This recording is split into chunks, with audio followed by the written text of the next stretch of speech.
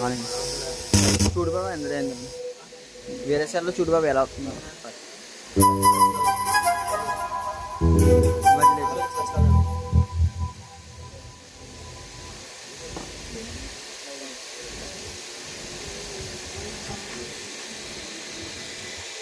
Praise the Lord.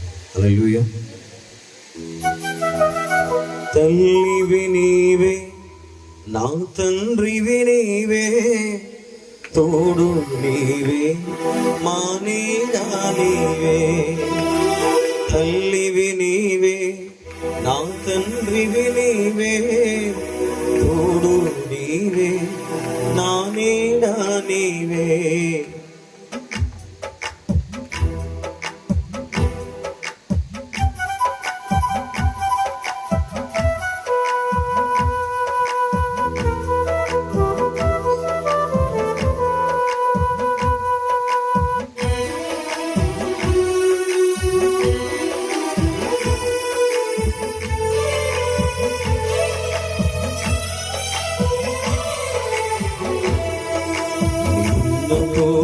ఎవరు లేదు ఈ లోకంలో, ఈనాడు దైవం లేదు. మా యేసయ్య నీతో సమానమెవ్వరు. నిన్ను పోలి ఎవరు లేరు ఈ లోకంలో, ఇలాంటి దైవం లేదు. నా యేసయ్య నీతో సమానమెవ్వరు. తల్లివి నీవే, ఆ తండ్రివి నీవే, తోడు నీవే, మా నీడా నీవే.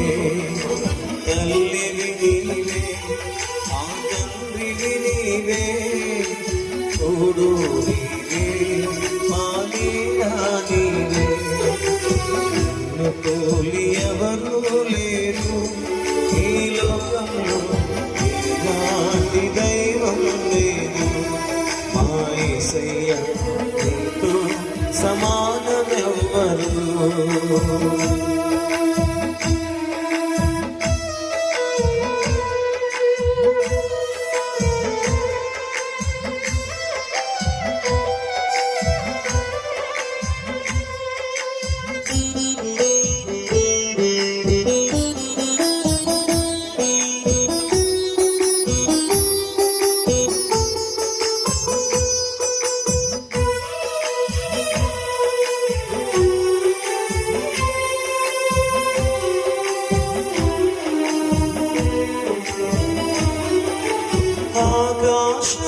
ఆకాశముకెక్కిపోయినా అక్కడను నీవున్నావు.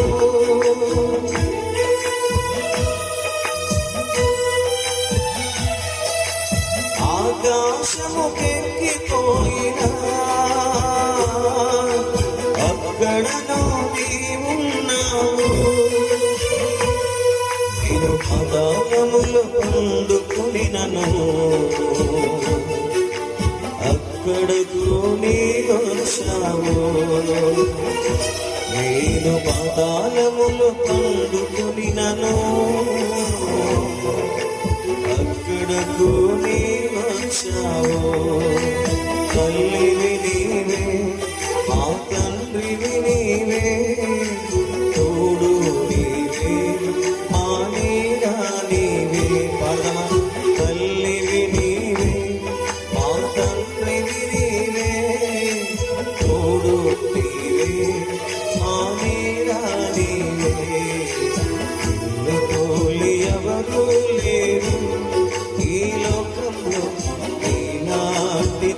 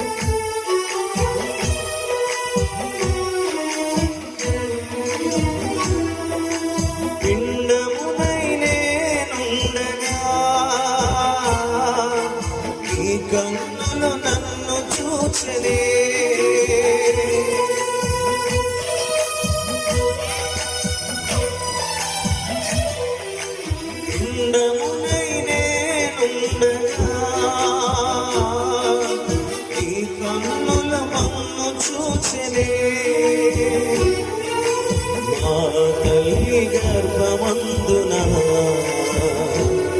నన్ను నిర్మించిన వాడవు నీవే. నా తల్లి గర్భమందున నిర్మించిన వాడవు నీవే.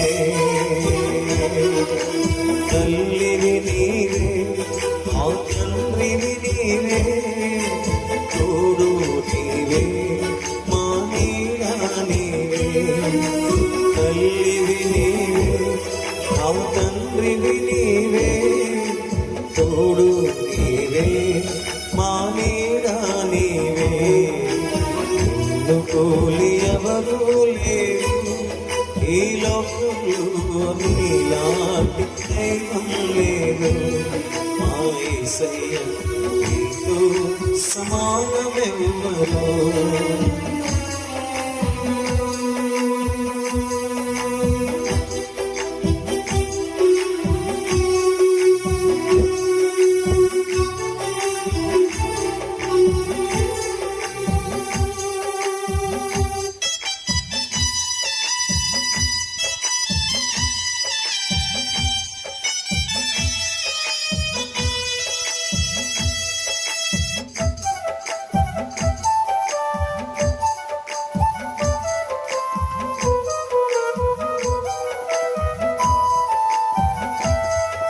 నా జీవితాన ఆశ లేదని, మా బ్రతుకంతా భారమేనని,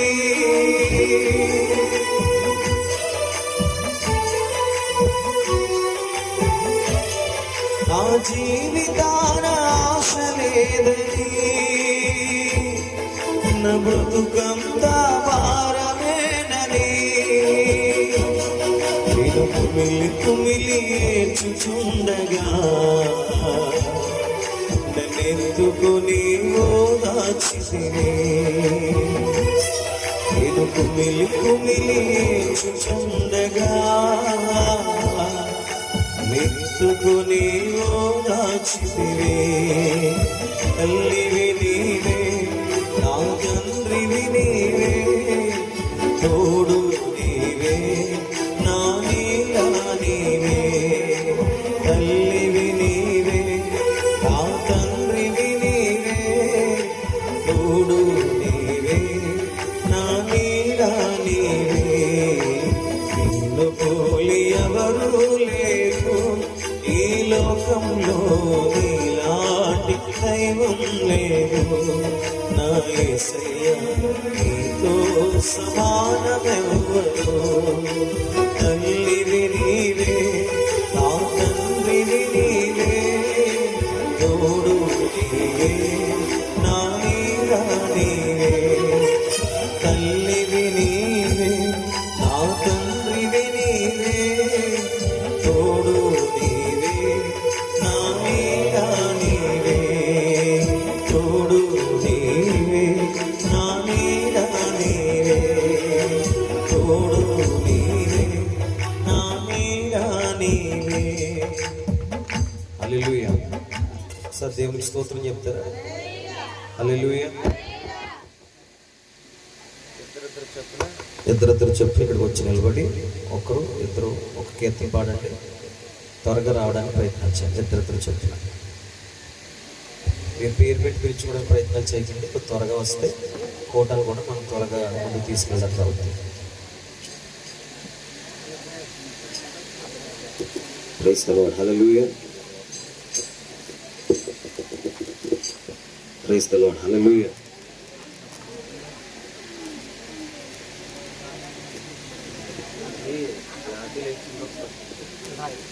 ప్రైజ్ ది లార్డ్. హల్లెలూయా. ఇదే బాబు బ్రైట్నెస్ రావట్లేదు వెనకాల. Praise the Lord. Hallelujah. Praise the lord.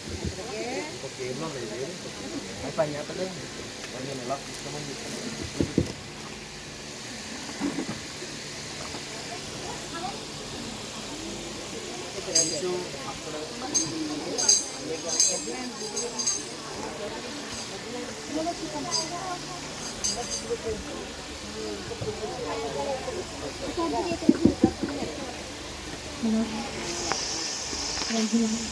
నాకు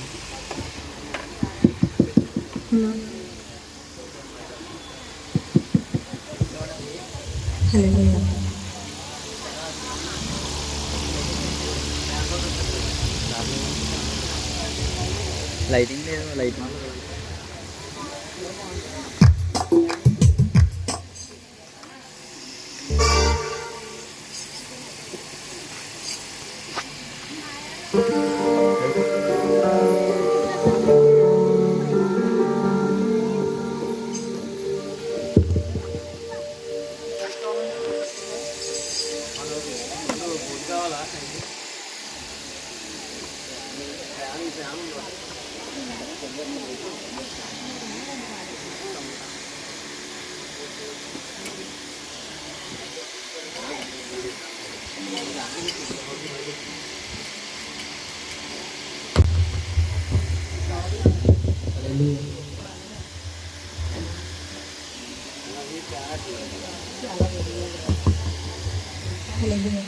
నీవే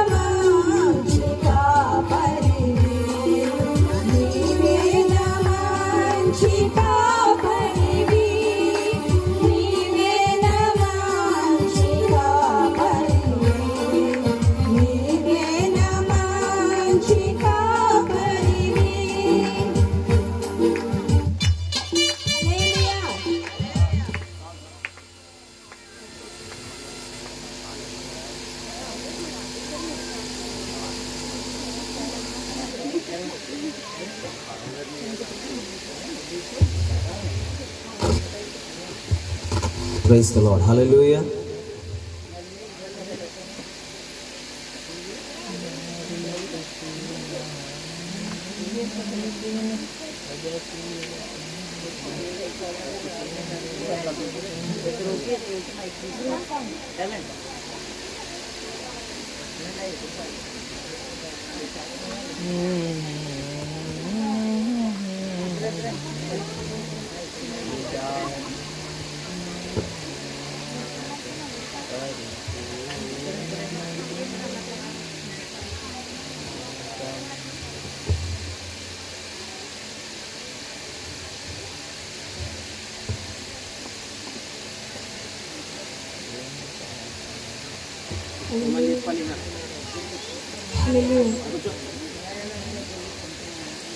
మరువనిది మరువనిది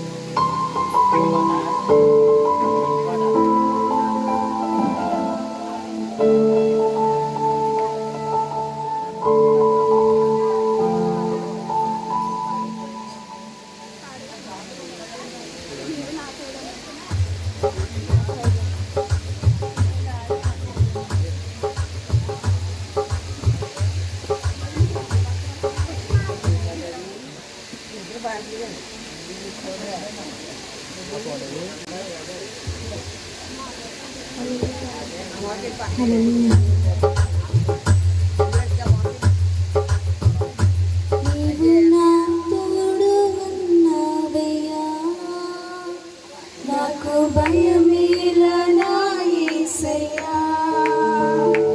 నీవు నాలోనే ఉన్నావయ్యా, నాకు దిగులేలా నా యేసయ్యా. నాకు భయమేలా, నాకు దిగులేలా, నాకు చింతేలా, నాకు తీరేలా.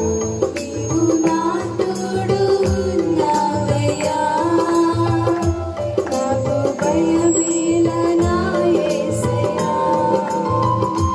నీవు నాలోనే ఉన్నావయ్యా, నాకు దిగులేలా నా యేసయ్యా.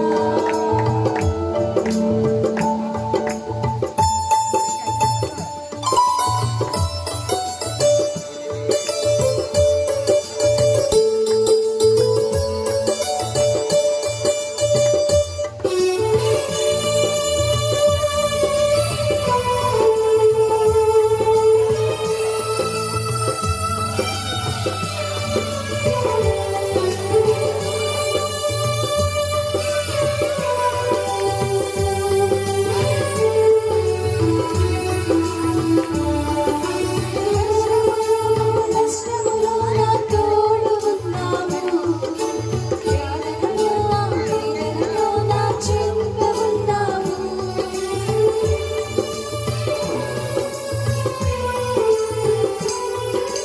కష్టములో నష్టములో నా తోడు ఉన్నావు, వేదనలో నా చింత ఉన్నావు. అడిగిన వారికి ఇచ్చేవాడవు, వెతికిన వారికి దొరికేవాడవు.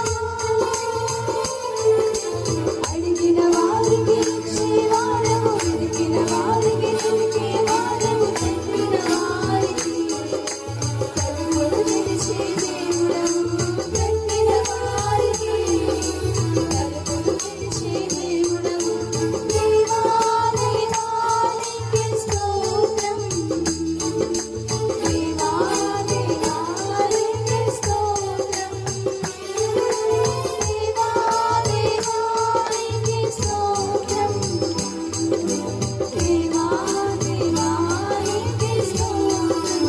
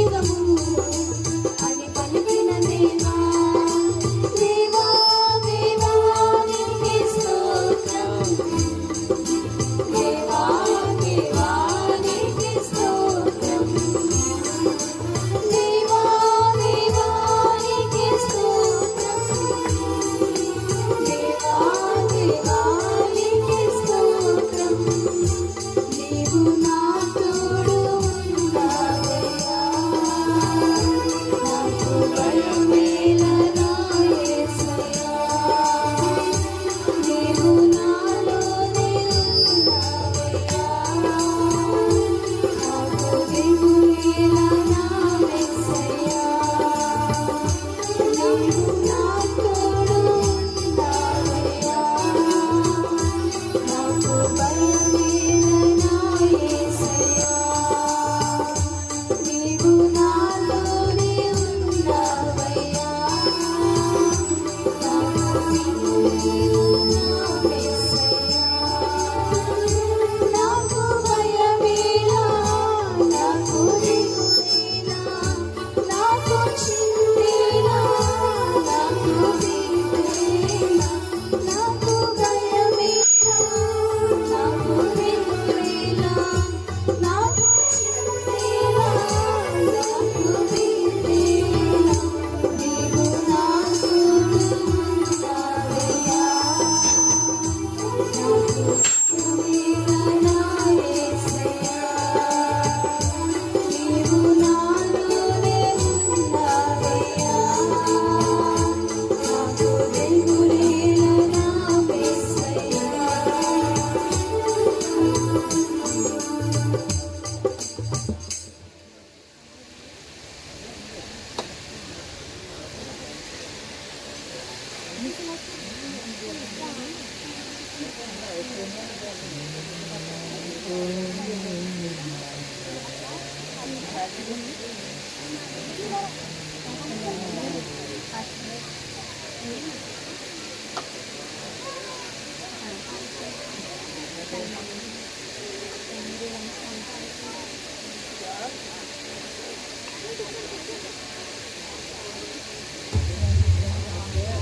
ప్రార్థన చేసుకున్నామండి. ప్రార్థన చేసుకుందాం. మనం వచ్చినటువంటి సహోదరులు విజయ్ కుమార్ గారు వచ్చి జరబోయే కోట నిమిత్తం వారు ప్రార్థించవలసిందిగా ప్రభు పేరిట మనం చేస్తున్నాను. అందరూ కూడా అందరు కండ్లు మూసుకోండి, ప్రార్థనలో ఏకీభవించండి.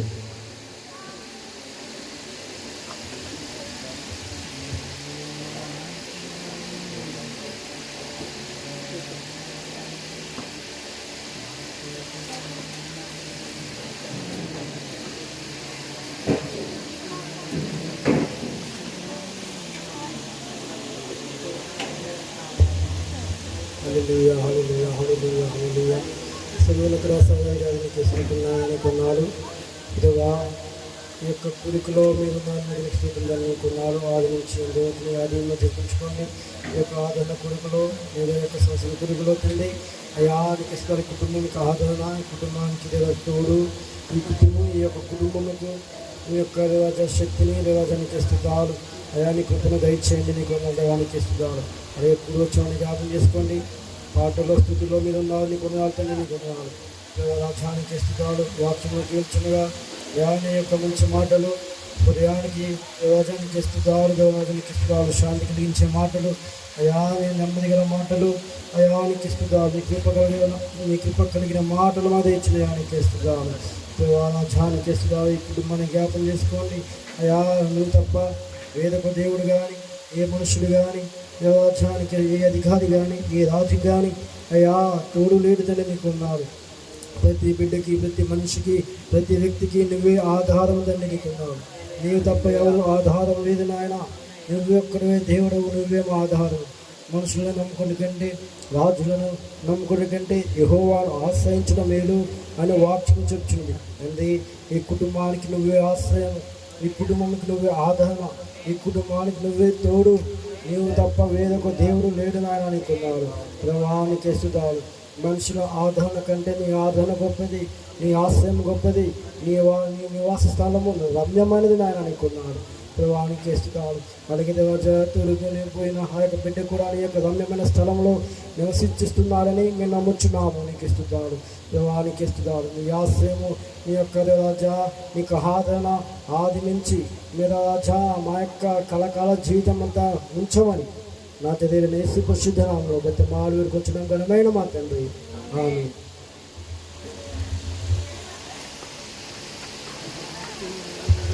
ప్రభు నామానికి మహిమ కలుగును గాక. ఈ సమయంలో లేఖన భాగాలు చదువుకుందాం. మొట్టమొదటిగా కీర్తన గ్రంథము 90వ కీర్తన మొదటి వచనం నుండి 10 వచనాలు సహోదరులు జాన్ చదువుతారు. కీర్తన గ్రంథం 90వ అధ్యాయము మొదటి నుండి 10 వచనములు. అలాగే రెండవ లేఖన భాగములు సామెతల గ్రంథము 10వ అధ్యాయము 7వ వచన భాగాన్ని సహోదరులు జాషువా గారు చదువుతారు. అది అయిన అనంతరం ఒక ప్రత్యేకమైన ప్రార్థన సహోదరులు ఐజీ గారు ప్రార్థన చేస్తారు.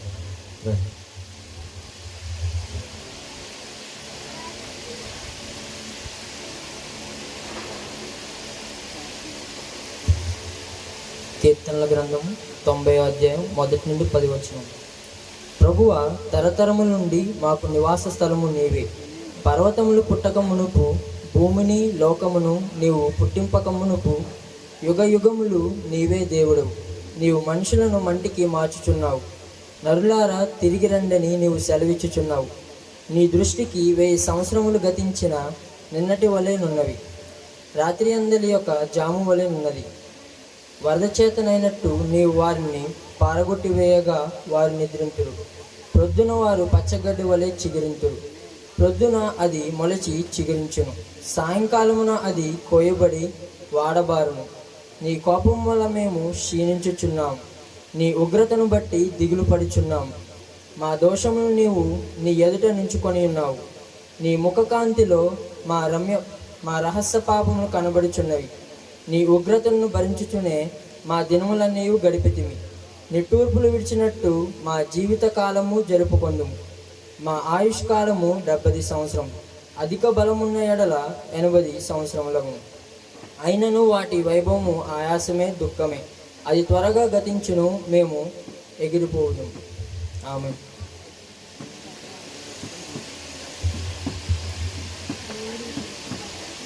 సామెతల గ్రంథం 10వ అధ్యాయం 7వ వచనం. నీతిమంతుని జ్ఞాపకం చేసుకొనుట ఆశీర్వాదకరమగును, భక్తిహీనుల పేరు అసహ్యపుటించును. దేవుని వాక్యం మన వెనుకల్లో దీవించునుగా. జరబోయే వాక్య సందేశాల నిమిత్తము సహోదరులు ఐజీ గారు ప్రార్థన చేస్తారు.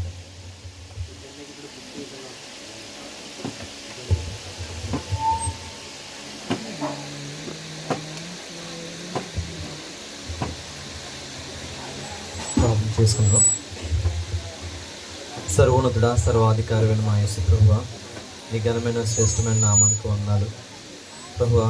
గతించిన దినంలో నీ కృపలు మమ్మల్ని అందరినీ భద్రపరచు ప్రభువా.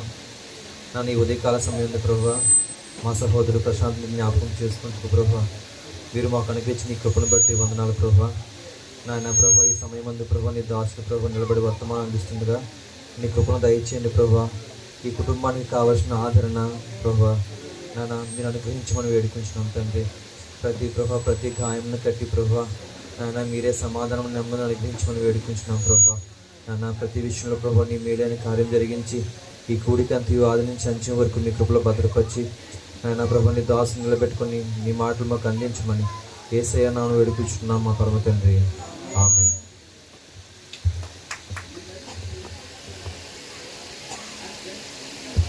మన ప్రభువు అయిన యేసుక్రీస్తు నామానికి మహిమ కలుగునగా. రెండు చేతులు పైకి చాపి ఒకసారి దేవునికి స్తోత్రం చెప్తారా? హల్లెలూయా. కొంచెం స్వరాలు రావాలి, కొంచెం గట్టిగా ప్రభువుని కనపరచాలి. దేవునికి స్తుతి కలుగునుగాక. ఈ సమయంలో మరి సాక్ష్యానికి సమయం చివరిలో ఇస్తాను. మరి కుటుంబ సభ్యులు కానీ వారితో ఉన్నవారు కానీ ఎవరైనా ఒకరు మరి కూటమి నిమిత్తం సాక్ష్యం తెలియపరచవలసిందిగా ప్రభు పేటని మనవి చేస్తున్నాను. అలాగే ఈ సమయంలో మరి ఇంతవరకు కీర్తన ద్వారా, వాక్య ధ్యానం ద్వారా, ప్రార్థన ద్వారా ప్రభువుకి మహిమ కలుగును గాక.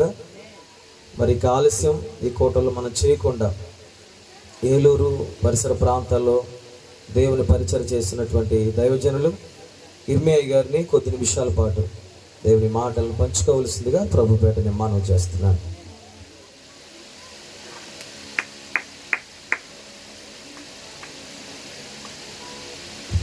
దేవుని పరిశుద్ధ నామానికి మహిమ కలుగును గాక. హల్లెలూయా. ఇప్పుడు వచ్చినందరికీ కూడా ప్రభువైన యేసుక్రీస్తు నామంలో వందనాలు తెలియపరుస్తున్నాం.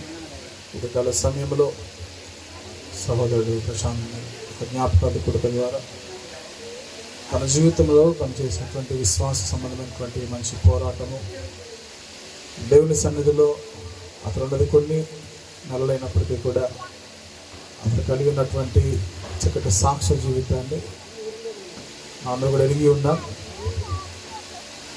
అయితే ఈ సమయంలో సహోదరుడు మనతో లేకపోవడం దుఃఖకరమే, బాధాకరమే. అయినను కూడా మనందరం కూడా ఒక రోజున ప్రభు సన్నిధికి చేరవలసిన వారమై ఉన్నాం. అయితే చేరబోయే మునుపు దేవుని యొక్క సన్నిధానంలో ఎలాంటి పరిస్థితులలో ఎలాంటి విశ్వాసము, ఎలాంటి భక్తిని మనం కలిగి ఉండాలి, అవి కలిగి ఉన్నప్పుడు దేవుని ఎదుట యోగ్యులముగా ఎలా మార్చబడతామనే కొన్ని విషయాలు దేవుని వాక్యం ద్వారా మనం ధ్యానం చేసుకుందాం. దానికి స్తోత్రం కలిగినగా. హల్లెలూయా. మంచిది. దేవుని వాక్యంలోనికి వెళ్దాం. సామెతల గ్రంథము 10వ అధ్యాయము 7వ వచనం చదువుదాం. నీతిమంతుని జ్ఞాపకం చేసుకునుట ఆశీర్వాదకరమగును, భక్తిహీనుల పేరు అసహ్యత పుట్టించును. దానికి స్తోత్రం. నీతిమంతులుగా ఉండడానికి ఎంతోమంది ప్రయత్నం చేస్తూ ఉంటారు. మనుషుల ద్వారా నీతిమంతులు అనే పేరు తెచ్చుకోవడానికి ఎన్నో ధనము, ఎన్నో కార్యాలు ఖర్చు చేస్తూ ఉంటారు. కానీ దేవుని వాక్యం చెప్తుంది, మనుషులు నీతి దేవుని దృష్టికి మురికిగుట్టలుగా కనబడుతూ ఉన్నాయి. అయితే దేవాది దేవుడు మనలను నీతిమంతులుగా చూడడానికి ఇష్టపడుతూ ఉన్నాడు. మనం నీతిమంతులము కాకపోయినప్పటికీ, మనలో ఏ యోగ్యత లేనప్పటికీ కూడా దేవుడు తన కృపచేత ఎవరైతే ఆయన యందు విశ్వాసం ఉంచుతారో, ఎవరైతే ప్రభు స్వరాన్ని నమ్మగలుగుతారో, ఎవరైతే ఆయన పిలుపుకు లోబడతారో, ఎవరైతే ఆయన సన్నిధిలో తమ జీవితాలు సరిచేసుకోగలుగుతారో వారిని ఆయన నీతిమంతులుగా పిలుస్తున్నాడు. దానికి స్తోత్రం. ఒక వ్యక్తిని దేవుడు నీతిమంతుడు అన్న తర్వాత ప్రపంచమంతా ఆ వ్యక్తి పాపి అని పిలిచిన దేవుడు పట్టించుకోడాడు. బైబిల్ గ్రంథంలో జక్కయ్య అన్నట్టు ఒక వ్యక్తి కనబడుతున్నాడు. ఆ వ్యక్తి యేసు ప్రభు దగ్గరికి రానంత వరకు, యేసు ప్రభు స్వరం వినంత వరకు కూడా ఆ ప్రాంతంలో, ఆ ఊరిలో ఆ వ్యక్తికి సరైనటువంటి సాక్ష్యం లేదు. అందరూ కూడా పాపి అయిన జక్కయ్య అనేటువంటి బిరుదు ఆ వ్యక్తికి పెట్టారు. అయితే యేసుక్రీస్తు ప్రభువుని చూడాలనేటువంటి ఒక మనసు ఆ వ్యక్తికి తోచి, ఆ స్థలం అంతా కూడా, ప్రాంతం అంతా కూడా జనసమూహంతో నింపబడినప్పటికీ కూడా అతడు ఒక ప్రభుత్వ ఉద్యోగి అయినప్పటికీ కూడా యేసు ప్రభు ఎవరో చూడాలనే మనసు కలిగి ఒక మేడ్చెట్టెక్కిన పరిస్థితి కనబడుతుంది. అయితే అక్కడ ఉన్నప్పుడు యేసుక్రీస్తు ప్రభు అక్కడ జనసమూహాన్ని ఎవరిని కూడా పట్టించుకోలేదు. కొన్ని వందల మంది, వేల మంది ఉన్నారు, ఎవరిని పట్టించుకోలే. అయితే ప్రపంచమంతా, ఆ ప్రాంతమంతా ఒక పాపిగా తీర్చి చూస్తున్నటువంటి ఆ జక్కయ్య వైపు యేసు ప్రభు వారు వెళ్ళి, జక్కయ్య త్వరగా కిందకు దిగిరా, నేను మీ ఇంటికి రావాలన్నాడు ఆయన. దానికి స్తోత్రం. వెంటనే జక్కయ్య కిందకు దిగి ఆయన చేర్చుకోవడం జరిగింది. ఆ సమయంలో యేసుక్రీస్తు ప్రభు వారు ఆ వ్యక్తి గురించి సాక్ష్యం చెప్తుంది ఏంటంటే, ఇతడు కూడా అబ్రహాము కుమారుడే. అబ్రహాము నీతిమంతుడిగా దేవుడు చేశాడు. అబ్రహాము సంతానములో, అబ్రహాం వారసత్వములో ఎవరైతే ఉంటారో వారు కూడా నీతిమంతులుగా ఉంటారని దేవుడు వాక్యం చెప్తుంది. వాక్యంలో చూడగలిగితే నీతిమంతులను జ్ఞాపకం చేసుకుంటే ఆశీర్వాదం. సహోదరుడు ప్రశాంత్ విషయంలో అతడు కలిగినటువంటి విశ్వాస జీవితము, అతను నమ్మినటువంటి ప్రభువును, తన జీవితంలో విడిచిపెట్టినటువంటి పాప సంబంధమైన విషయాలు, ఇవన్నీ కూడా అతన్ని ఖచ్చితంగా దేవుని వాక్యాన్ని ఆధారం చేసుకుని చెప్పచ్చు, అతడిని దేవుడు నీతిమంతుడిగా చూశాడు. దానికి స్తోత్రం. ఈ సమయంలో తనను మనం జ్ఞాపకం చేసుకోవడం ద్వారా అది మనకి ఆశీర్వాదం. ఒకటి బాధ రావచ్చు, దేవుని వాక్యాన్ని ఎవరైతే నమ్ముతున్నారో ఆ వాక్యము ద్వారా నేను చెప్పగలిగేది ఏంటంటే, ఒక రోజున మనం మన వాళ్ళని చూడబోతున్నాము. మనమంతా కలిసి ప్రభుని ఆరాధించే రోజు రాబోతుంది. మనమందరం కలిసి దేవుణ్ణి సంతోషంతో గణపరిచే రోజు రాబోతుంది. మనందరం కూడా ఏక శరీరమే ఆ దినాన్న. మనందరం కూడా దేవుని ఆత్మచేత మహిమా శరీరం ధరించుకుని అలాంటి స్వరము, ఒకే స్వరము కలిగి ప్రభుని ఆరాధించే రోజు రాబోతుంది. హల్లెలూయా. మరొక మాట చూసుకుందాం. 116వ కీర్తన 15వ వచనం చూడండి. యెహోవా భక్తుల మరణమును, యెహోవా భక్తుల మరణము ఆయన దృష్టికి విలువగలది, ఆయన దృష్టికి విలువైంది. ఎవరి దృష్టికి అండి విలువైంది అంటే అర్థం ఏంటి? ఎందుకో చెప్తున్నాను చూడండి ఈ మాట. యేసుక్రీస్తు ప్రభు వారు ఈ లోకానికి రావడానికి గల ప్రధానమైన కారణం ప్రాణం పెట్టడానికి. ఎవరి కోసం అంటే, సర్వ మానవాళి పాపంలో నుండి విడిపించబడడానికి ఆయన చిందించబోయే రక్తము, ఆయన చిందించినటువంటి రక్తము ప్రతి మనుషుని యొక్క పాపమును కడగగలదు. ఆయన వచ్చింది దేనికోసం అంటే మరణించడానికి. చాలామంది బ్రతకడానికి వచ్చారు, యేసు ప్రభు మాత్రం చనిపోవడానికి వచ్చారు. మనిషికి ఎప్పుడు విముక్తి ఈ భూమి మీద, పాపము నుండి శాపము నుండి ఎప్పుడు విముక్తి అంటే మరణించిన తర్వాత. ప్రతి మనిషి కూడా ఎంతకాలము జీవించినా సరే, జీవించినంత కాలం కూడా కొత్త కొత్త శ్రమలు, కొత్త కొత్త శోధనలు, కొత్త కొత్త బాధలు. ఏమండి, సంతోషించడానికి ఒకరోజు చాలా ప్రయాసపడాలి. అది కూడా ధనం ఖర్చు పెడితే తప్ప. కొంతమందికి అది కూడా సరైనటువంటి సంతోషం జీవితాలు కలగట్లేదు. కానీ దేవుని వాక్యం చెప్తుంది, ప్రయాసపడే వారం మోస్తున్న సమస్త జనులారా నా దగ్గర నేను మీకు విశ్రాంతి కలగజేస్తాను అని చెప్పినటువంటి విశ్రాంతి ఏంటంటే, మొదటిగా హృదయాల్లో నెమ్మది కలిగించే పరిస్థితి ఇస్తాడు ఆయన. దానికి స్తోత్రం. హల్లెలూయా. ఇక్కడ యెహోవా భక్తుల మరణం ఆయన దృష్టికి విలువైందని ఎందుకు అంటున్నాడంటే, మనిషికి 2 మరణాలు ఉంటాయి. మొదటి మరణం ఏంటంటే శరీరము ద్వారా వస్తున్నటువంటి మరణం. రెండవది ఆత్మ సంబంధమైన మరణం. ఈ మొదటి మరణం భూమి మీద పుట్టిన ప్రతి తల్లి గర్భంలో పుట్టిన ప్రతి మనిషికి కూడా ఈ మొదటి మరణం ఉంటుందండి. అయితే రెండవ మరణం అనేది నీ జీవితాన్ని ఆధారం చేసుకుని ఉంటుంది. మనము మన మీద ఉన్నటువంటి పాప భారమును ఎప్పుడైతే తొలగించుకోగలుగుతామో రెండవ మరణాన్ని తప్పించుకోగలుగుతాం. వాక్యం చెప్తుంది, రక్త ప్రోక్షణ జరిగించకుండా పాప క్షమాపణ లేదు. అది గొర్రెలది కాదు, మేకలది కాదు, పశువులది కాదు, పక్షులది కాదు, లేదా విలువైన వస్తువులది ఏది కాదు. కానీ ఒక పరిశుద్ధుని యొక్క రక్తము చిందించాలి. అది ఏ పాపము చేయనటువంటి ఒక నరుడిదై ఉండాలి. మనుషులు ఎవరైనా సరే చిన్న వయసు నుంచి తెలిసి తెలియక ఏదైనా సరే ఖచ్చితంగా ఒక పాపం అనేది చేస్తారు. అబద్ధం ఆడడం, లేదా చిన్న చిన్న దొంగతనాలు చేయడం, ఇలాంటివి ఎవరైనా సహజంగా చేస్తారు. మనుషులకి అవి సహజం. కానీ మనుషులందరి కొరకు ఒక వ్యక్తి ప్రాణం పెట్టాల్సి ఉంది. ఆ ప్రాణం పెట్టేటువంటి వ్యక్తి తన జీవితంలో ఏ పాపము కూడా చేయని వాడై ఉండాలి. దానికి స్తోత్రం. ఏ దేశానికి వెళ్ళినా ఖచ్చితంగా లోక రక్షకుని కొరకు కొన్ని సూచనలు తెలియపరచబడ్డాయి పూర్వ దినాల్లో. అపోస్తలులైన పౌలు గారు అంటున్నారు, దేవుడు ఆయా కాలంలో జ్ఞానులను లేవనెత్తుకున్నాడు, కవీశ్వరులను లేవనెత్తుకున్నాడు. ఆయా కాలంలో దేవుడు తన ప్రవక్తలను లేవనెత్తుకుని పరిశుద్ధులైన యేసుక్రీస్తు కొరకు వారి యొక్క గ్రంథాల్లో ముందుగానే రాయించాడు అంటాడు. అందుకే యేసు రక్తము ప్రతి పాపము నుండి మనలను పవిత్రులుగా చేస్తుందనే మాట కనబడుతుంది. యేసు రక్తము మన దోషములు కడుగుతుంది. అందుకే ఇక్కడ యెహోవా భక్తుల మరణం ఎందుకు రాస్తారు? ఎవరైతే యేసునందు విశ్వాసం ఉంచారో వారు మరణాన్ని దాటేశారో. దానికి స్తోత్రం. ఏం దాటారంట? ఏ మరణాన్ని దాటారు తెలుసా? రెండవ మరణం. ఇది తాత్కాలికమైన మరణం. రెండవది ఉంది శాశ్వతమైన మరణము. అక్కడ అగ్ని ఆరదు, పురుగు చావదు. ఆ మరణము నుంచి మనల్ని తప్పించడానికే యేసు ప్రభు వారి లోకానికి వచ్చారు. ఎవరైతే యేసు ప్రభు వైపు చూస్తారో, ఎవరైతే ఆయన మన కొరకు మరణించాడు, ఎవరైతే ఆయన నా కోసం, నా పాపం కోసం చనిపోయాడని చెప్పి విశ్వసిస్తారో, విశ్వాస సంబంధమైనది మనల్ని నీతిమంతులుగా మారుస్తుంది.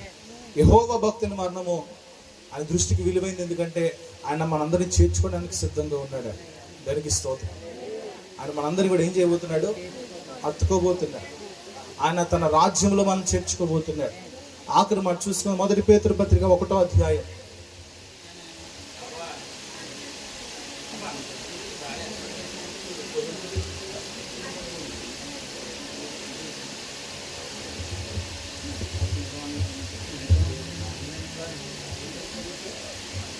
మూడవ వచనం నుంచి చదువుతాం.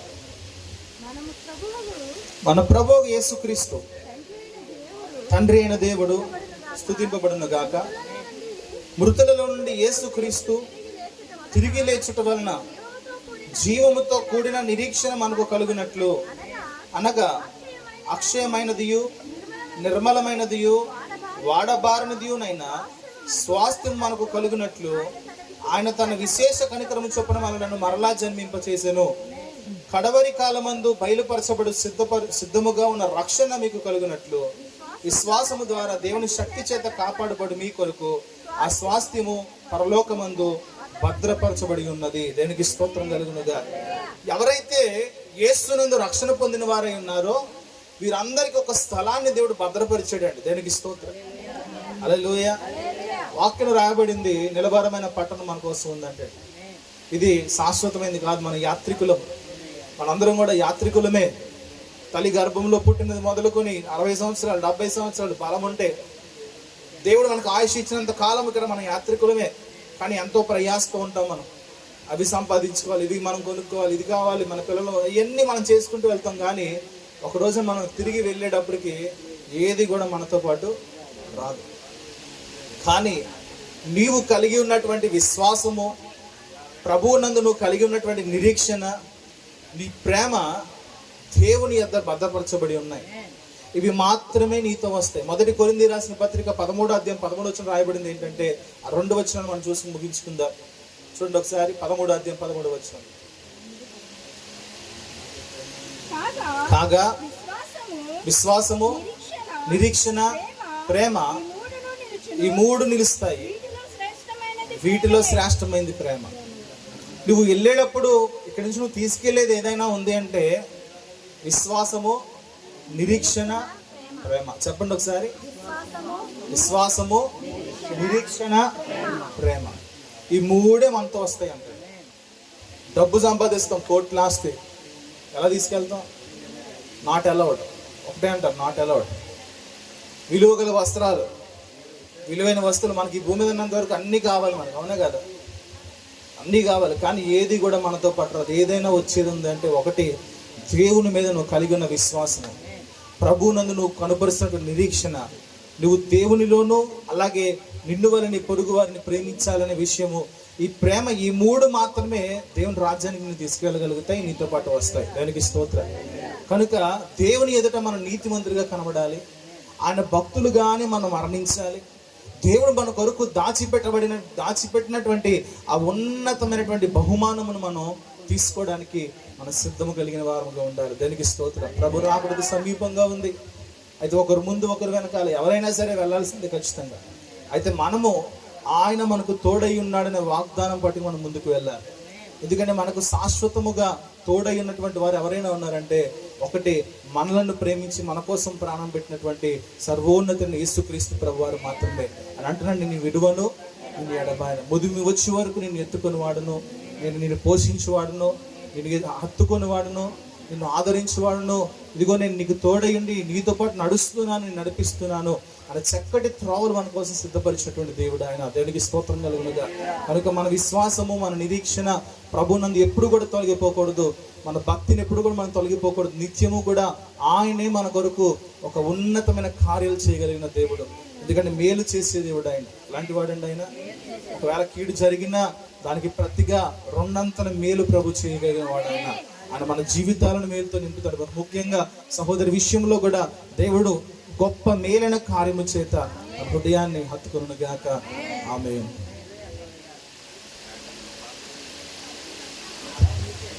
చాలా మంచిది. శ్రేష్టమైన విలువైన మాటలు తెలియపరిచిన దైవజనులకు ప్రత్యేకమైన వందనాలు చెల్లిస్తున్నాను. ఈ సమయంలో నేను కూడా ఒక 2 మాటలు తెలియపరిచిన తర్వాత ఈ కూటాన్ని మనం ముగించుకుందాం. దేవుని పరిశుద్ధ నామానికి మహిమ ప్రభావాలు చెల్లిస్తున్నాను. ఇక్కడ వచ్చిన మీకు, అలాగే దైవ కుటుంబానికి, ముఖ్యంగా తమ్ముడు కుటుంబానికి ప్రత్యేకమైన వందనాలు చెల్లిస్తున్నాను. ప్రియ సోదరులారా, ఈ యొక్క ఉదయం ఇందు నిమిత్తం కూడి ఉన్నాము. మనం అందరం కూడా బహుగా ఎరిగినటువంటి మనుషులమే. తమ్ముడు ప్రశాంత్ ప్రభు యొద్దకు వెళ్ళి ఇప్పటికే సంవత్సరం దగ్గర అయిపోతుంది. మరి అది ఎలా ఉందంటే నిన్నటి వల్లేగానే మాకు కనబడుతూనే ఉన్నాయి.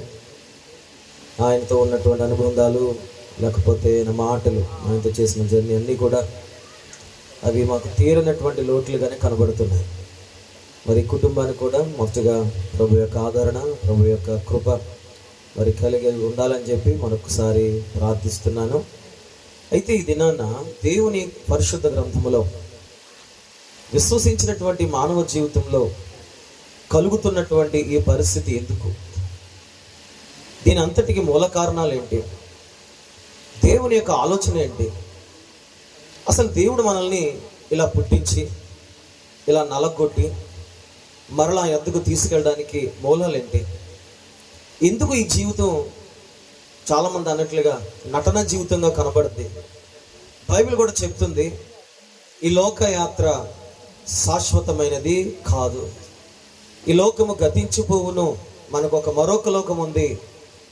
ఇవన్నీ దేవుడు ఎందుకు మానవ జీవితంలో అనుమతి ఇచ్చాడు, వీటికి మూలాలేంటి, వీటికి విధానాలేంటి, అసలు దేవుడు మన పట్ల ఆయన ఆలోచన ఏంటి, ఇవన్నీ మనము విశ్వాస ప్రకారంగా, వాక్య ప్రకారంగా మనం వినగలిగితే, దాన్ని ధ్యానించగలిగితే ఎంతో కొంత ధైర్యం అనేది మనకు వస్తూ ఉంటుంది. పిల్లరా, మీకు తెలుసు పరిశుద్ధ గ్రంథంలో అనేకులు మనకంటే ముందు దేవుని యొద్దకు వెళ్ళారు.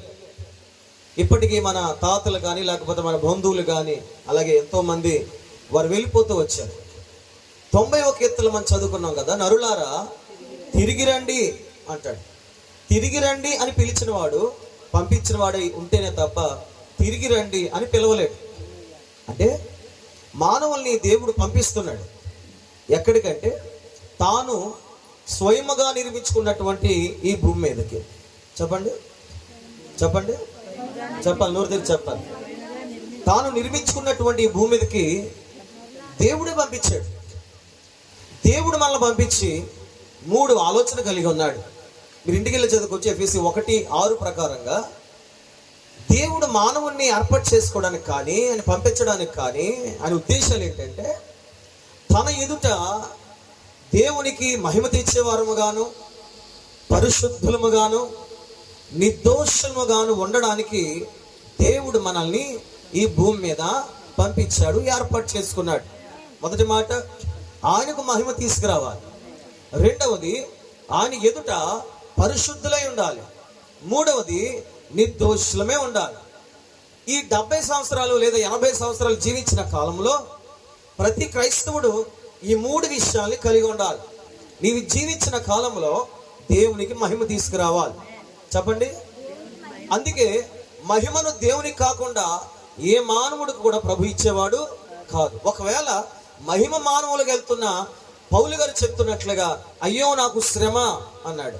మహిమ కానీ, ఘనత కానీ, సమస్తం అంతా ఎవరికి చెందాలంటే మన ద్వారా దేవునికి మాత్రమే చెందాలి. ఇంకో చోట ఎలా అంటారు, ఆయన హెచ్చించబడాలి, మనము తగ్గించబడుతూ ఉండాలి. ఈ మాటలు చెప్పుకుంటూ ముందుకు ఒక మాట చెప్తారు. దేవుని ఒక పర్పస్ మీద, ఒక ఉద్దేశం మీద మానవులైన మనల్ని ఏర్పాటు చేసుకున్నాడు. ఇక్కడున్న మీరు అందరూ కూడా ఆలోచించండి. ఇవి నేను చెప్పుకుంటూ మీకు కూడా చెప్తున్నాను. మనం వచ్చింది ఏదో కొంతవరకు చదువుకొని ఓ వయసులో చక్కగా ఉద్యోగాలు చేసుకుంటూ, వివాహం చేసుకుంటూ, పిల్లలు కనేసి పిల్లలకి పెళ్లి చేసేయడం, అంత మాత్రమే మానవ జీవితం అంటే కాదండి. ఇదంతా లోకపరమైన మనుషులు బతుకుతున్నారు, మనం బతుకుతున్నాం. కానీ క్రైస్తవుడు దీనికి వేరే ఆలోచన చేయాలి. నువ్వు బ్రతుకుతున్నావు, జీవిస్తున్నావు, చదువుకుంటున్నావు, ఉన్నత స్థానానికి వెళ్తున్నావు, ఉద్యోగాలు చేస్తున్నావు, అభివృద్ధి పొందుతున్నావు, వివాహం చేసుకుంటున్నావు, పిల్లలు కంటున్నావు. అయితే తర్వాత ఏంటి?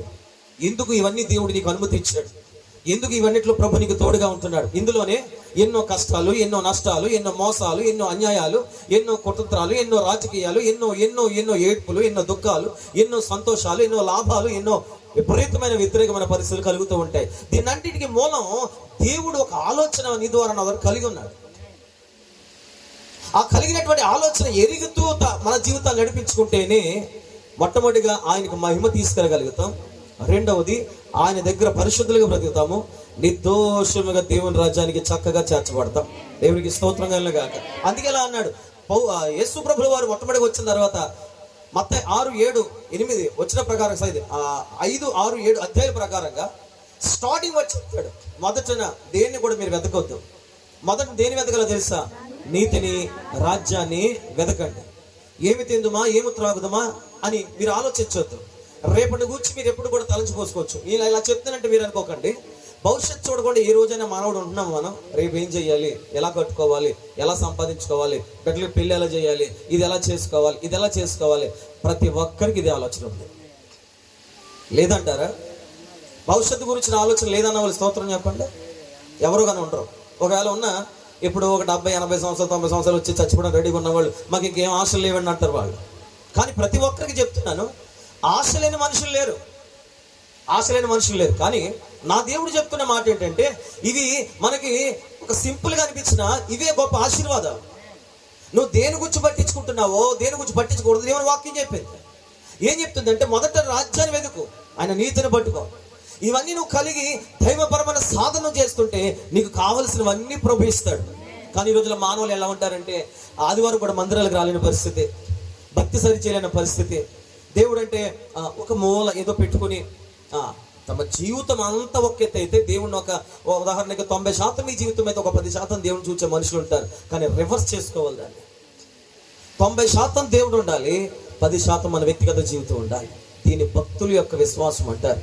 ఇందాక మనం చదువుకున్న సామెతల గ్రంథం, నీతిమంతుల్ని జ్ఞాపకం చేసుకున్నట ఆశీర్వాదకరం. ఎప్పుడు నీతిమంతుడు అవుతాడు తెలుసా? అతడు సమస్త విషయంలో దేవునితో నడిచినప్పుడు మాత్రమే నీతిమంతులు అవుతారు. తమ్ముడు కోసం ఒక మంచి సాక్ష్యం నేను చెప్తానండి.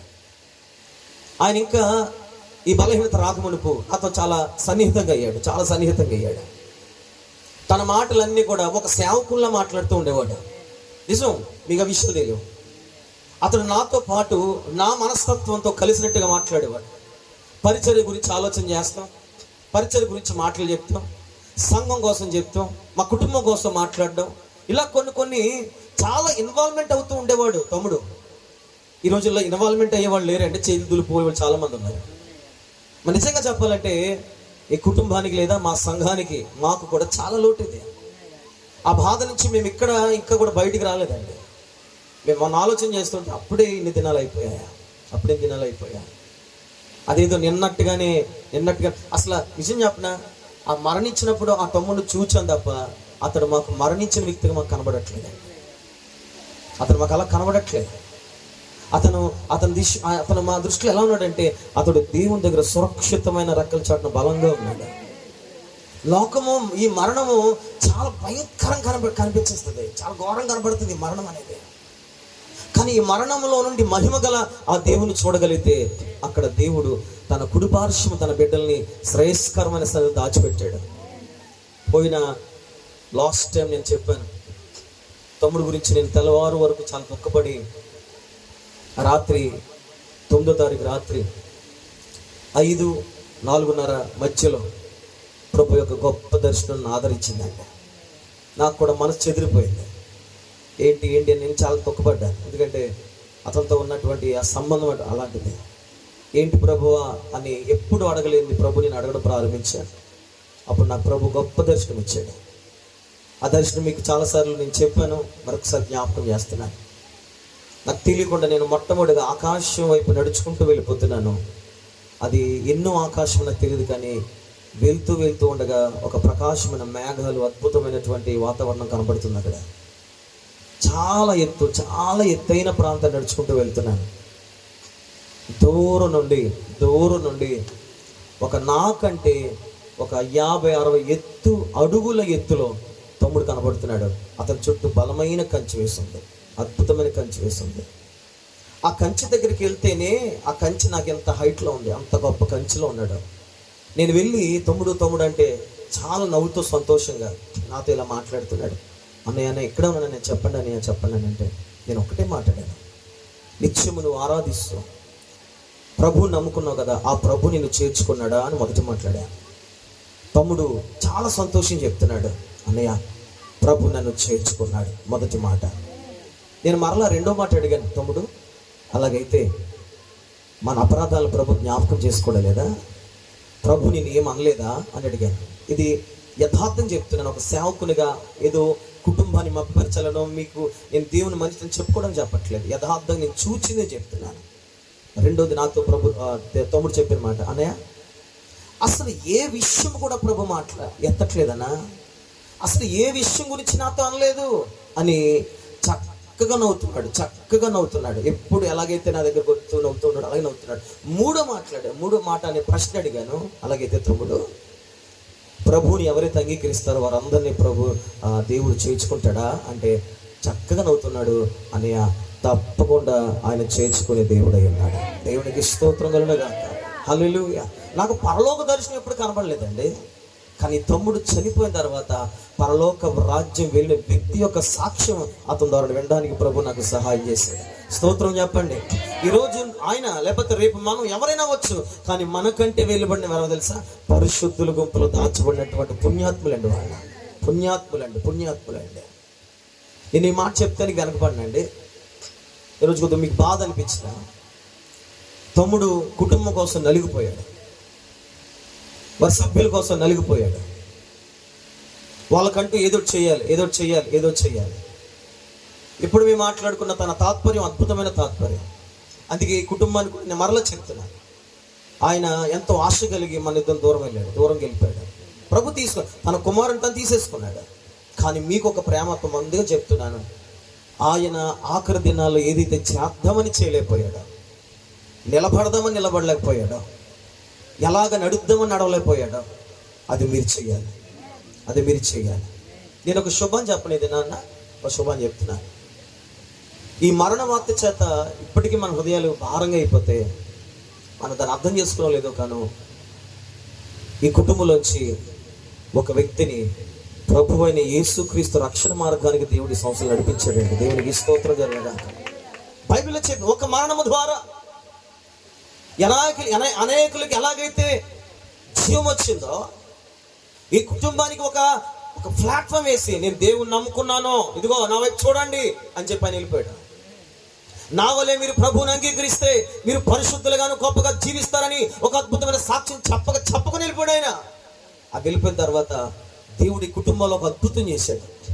ఇది 100 కోట్లు ఇస్తే సంతోషం కలిగేది కాదు, లేకపోతే ఒక పెద్ద ఆశీర్వాదాలు వచ్చే సంతోషం కాదు. కానీ మనకంటే మన వారు వెళ్ళి పరిశుద్ధులు వెళ్ళి అక్కడ విజ్ఞాపన చేస్తుంటే వారందరి విజ్ఞాపన ప్రభు ఆలకించి కుటుంబంలో యేసు చెంతకు ఒక ఆత్మ దేవుడు నడిపించాడు. ఇంకా మీలో ఎవరైనా ఉంటాయి పిల్లరా, తను స్నేహించేవారు కావచ్చు, ప్రేమించినవారు కావచ్చు, బంధువులు కావచ్చు, ఇరుగు పొరుగు వారు కావచ్చు, తనతో మీరు వెళ్ళిన వారు కావచ్చు, ప్రయాణించిన వారు కావచ్చు.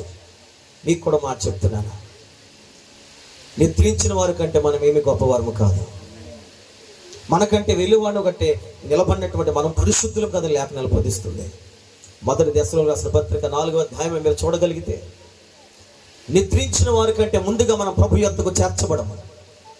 ఇదిగో మధ్యాకాశానికి ప్రభు వచ్చి బోర శబ్దం వినబడుతున్నప్పుడు, ఆ బోర శబ్దం ఎప్పుడైతే వినబడుతుందో మొట్టమొదటిగా ఎవరైతే ప్రభు యొద్దకు లేపబడతారంటే నిద్రిస్తున్నటువంటి వారు లేపబడతారు. మహిమ గల శరీరము ధరించుకుని మహిమ గల పరిస్థితుల వారు లేపబడి ప్రభుతో వాటి వారు ఉంటారు. ఆ తర్వాత నిలిచిన మనము వారితో కూడా కలుసుకుని యుగాయుగములు జీవించే కాలము మనకు ఒకటి ఉంది. స్తోత్రం చెప్పండి. గట్టిగా మాట చెప్పిన ఈ బంధుత్వాలు గట్టిగా 50-60 సంవత్సరాలు. విషయం చెప్తాను ఏమనుకోకండి, ఇక్కడ బ్రతికున్న మనకు ఈ మాట తెలాలి, మనకు బుద్ధి రావాలి. ఒక మాట 40-50 సంవత్సరాల్లోనే ఒకరి మీద అంటే ఒకరి పడదు మనకి, ఒకరంటే ఒకరి కక్షలు మనకి, ఒకరి నాశనం కోరుకునే వ్యక్తులు కూడా చాలా మంది ఉంటారు.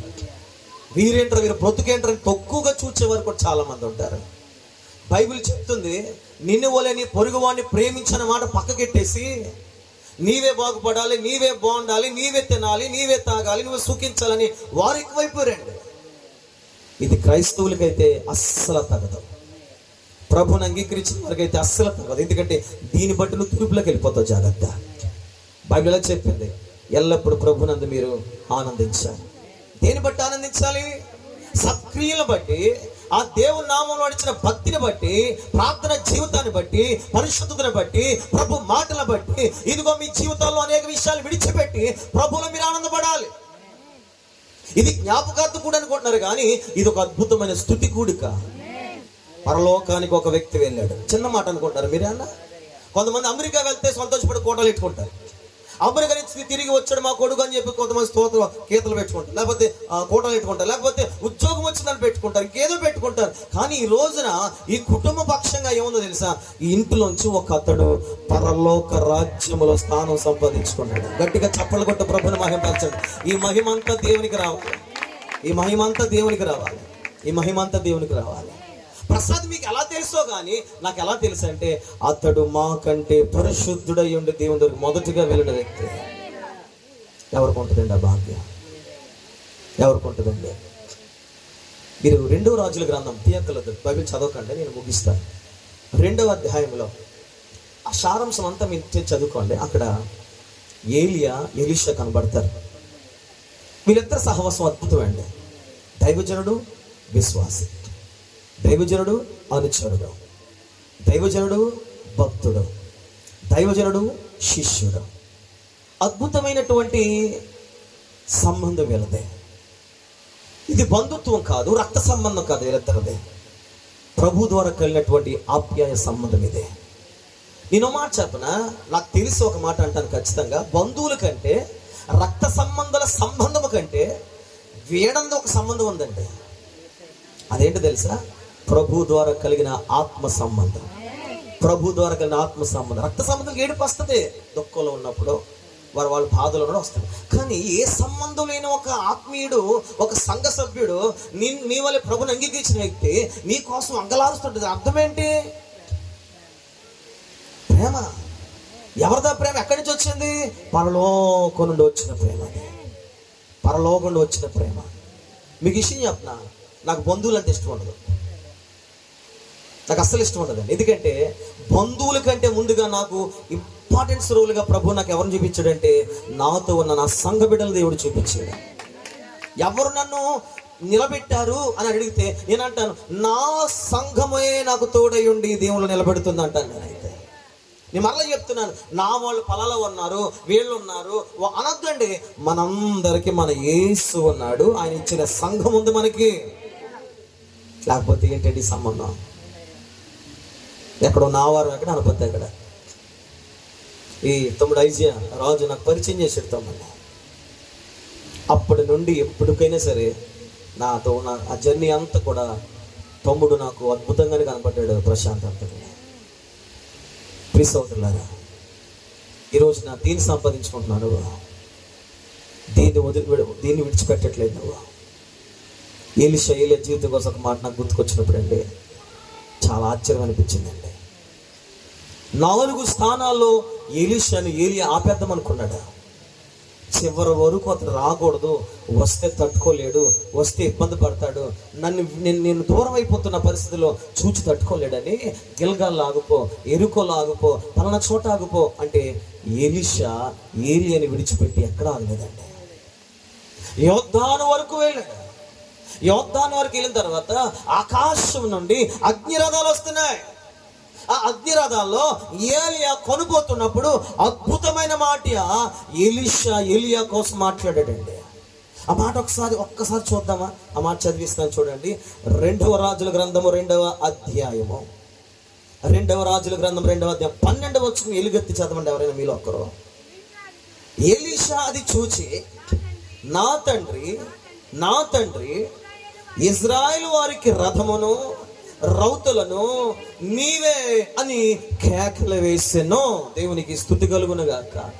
ఏలియా ఇశ్రాయేలు ప్రజలకు అనగా తనతో ఉన్నటువంటి దేవుని ప్రజలకు అందరికీ ఏలియా ఎలా ఉన్నాడు? ఎలీషాకు ఒక్కడికే కాదు, గుర్తుపెట్టుకోండి. నాకు అనలేదు ఆయన, చెప్పాలి, నాకు ఒక్కడికే నువ్వు నన్ను విడిచిపెట్టేసావు అనలేదండి. ఏలియా కోసం అంటున్నాడు ఇశ్రాయేలు ప్రజలందరికీ, నాయన తండ్రి నీవే రథమును నీవే రౌతులను అని ఎలుగెత్తి కేకలు వేశాడు. ఈ రథాలు ఏంటి, రౌతులు ఏంటంటే ఆ రోజు సైన్యములో ఉండే ఒక అద్భుతమైనటువంటి వాహనాలవి. సైన్యములో బలముగా నిలబడే శత్రులు ఎదుర్కోవడానికి అతి ముఖ్యమైన కవచాలవి. ఆ కవచమే పోయినట్లుగా ఎలీషా బాధపడుతున్నాడు. ఈరోజు ఇంటికి కవచం పోయింది అనుకుంటున్నారు మీరు. అయ్యో మా రౌతులు, మా రథాలు, మా బలము, మా శక్తి, మా ధైర్యం పోయింది అనుకుంటున్నారు. నిజమేనండి, లోకపరంగా చూస్తే నిజమే. కానీ కానీ బైబిల్ చెప్తుంది దానికంటే బలమైన వాడు మన ప్రభువుని యేసుక్రీస్తు వారు. ఎప్పుడు మనకు రథమును రౌతులుగానే మన పక్షముగా నిలబడడానికి ఇష్టపడుతున్న దేవుడు ఆయన. నమ్మిన వారు దేవునికి స్తోత్రం చెప్తారా? హల్లెలూయా. ఈరోజు ఇంకా మీరు ధైర్యం తెచ్చుకోవాల్సిన మాట ఏంటంటే మనకు ప్రతి విషయంలో ఇదిగో మనతో ఉన్న దేవుడు మనకు సహాయం చేయడానికి ఇష్టపడబోతున్నాడు. నేను చెల్లి కోసం, తమ్ముడు కోసం, అక్క కోసం, ఇంకొక అక్క కోసం ప్రార్థన చేస్తూ ఉంటాను మా గృహంలో ఉన్నప్పుడు. దేవుడు ఒక మాట ఈరోజు చెప్తున్నాను, ఆలస్యం చేయక నా నోట్లోంచి మాట ప్రభువునికి తెలియపరిచి మాట చెప్తున్నాను. చెల్లి పట్ల ఒక అద్భుతమైన ప్రణాళిక దేవుడు వేసాడు. అది భవిష్యత్తులో జరగబోతుంది. తమ్ముడిని ఒక మంచి స్థానంలో పెట్టబోతున్నాడు. అది దేవుడి చిత్త ప్రకారంగా అద్భుతంగా రాబోయే దినాల్లో జరగబోతుంది. ఈ కుటుంబం చుట్టూ దేవుని సన్నిధి నిత్యము తోడుగుస్తున్న ప్రభు నాతో మాట్లాడారు. దీనంతటికి ప్రధానుడు ఈ ఇంట్లోంచి పరలోకానికి వెళ్ళిన వ్యక్తి. ఆ వ్యక్తిని చేర్చుకున్న మహాపరిశుద్ధుడైన యేసుక్రీస్తు ప్రభులు వారు. దేవునికి స్తోత్రం కలుగుగాక. హల్లెలూయా, హల్లెలూయా.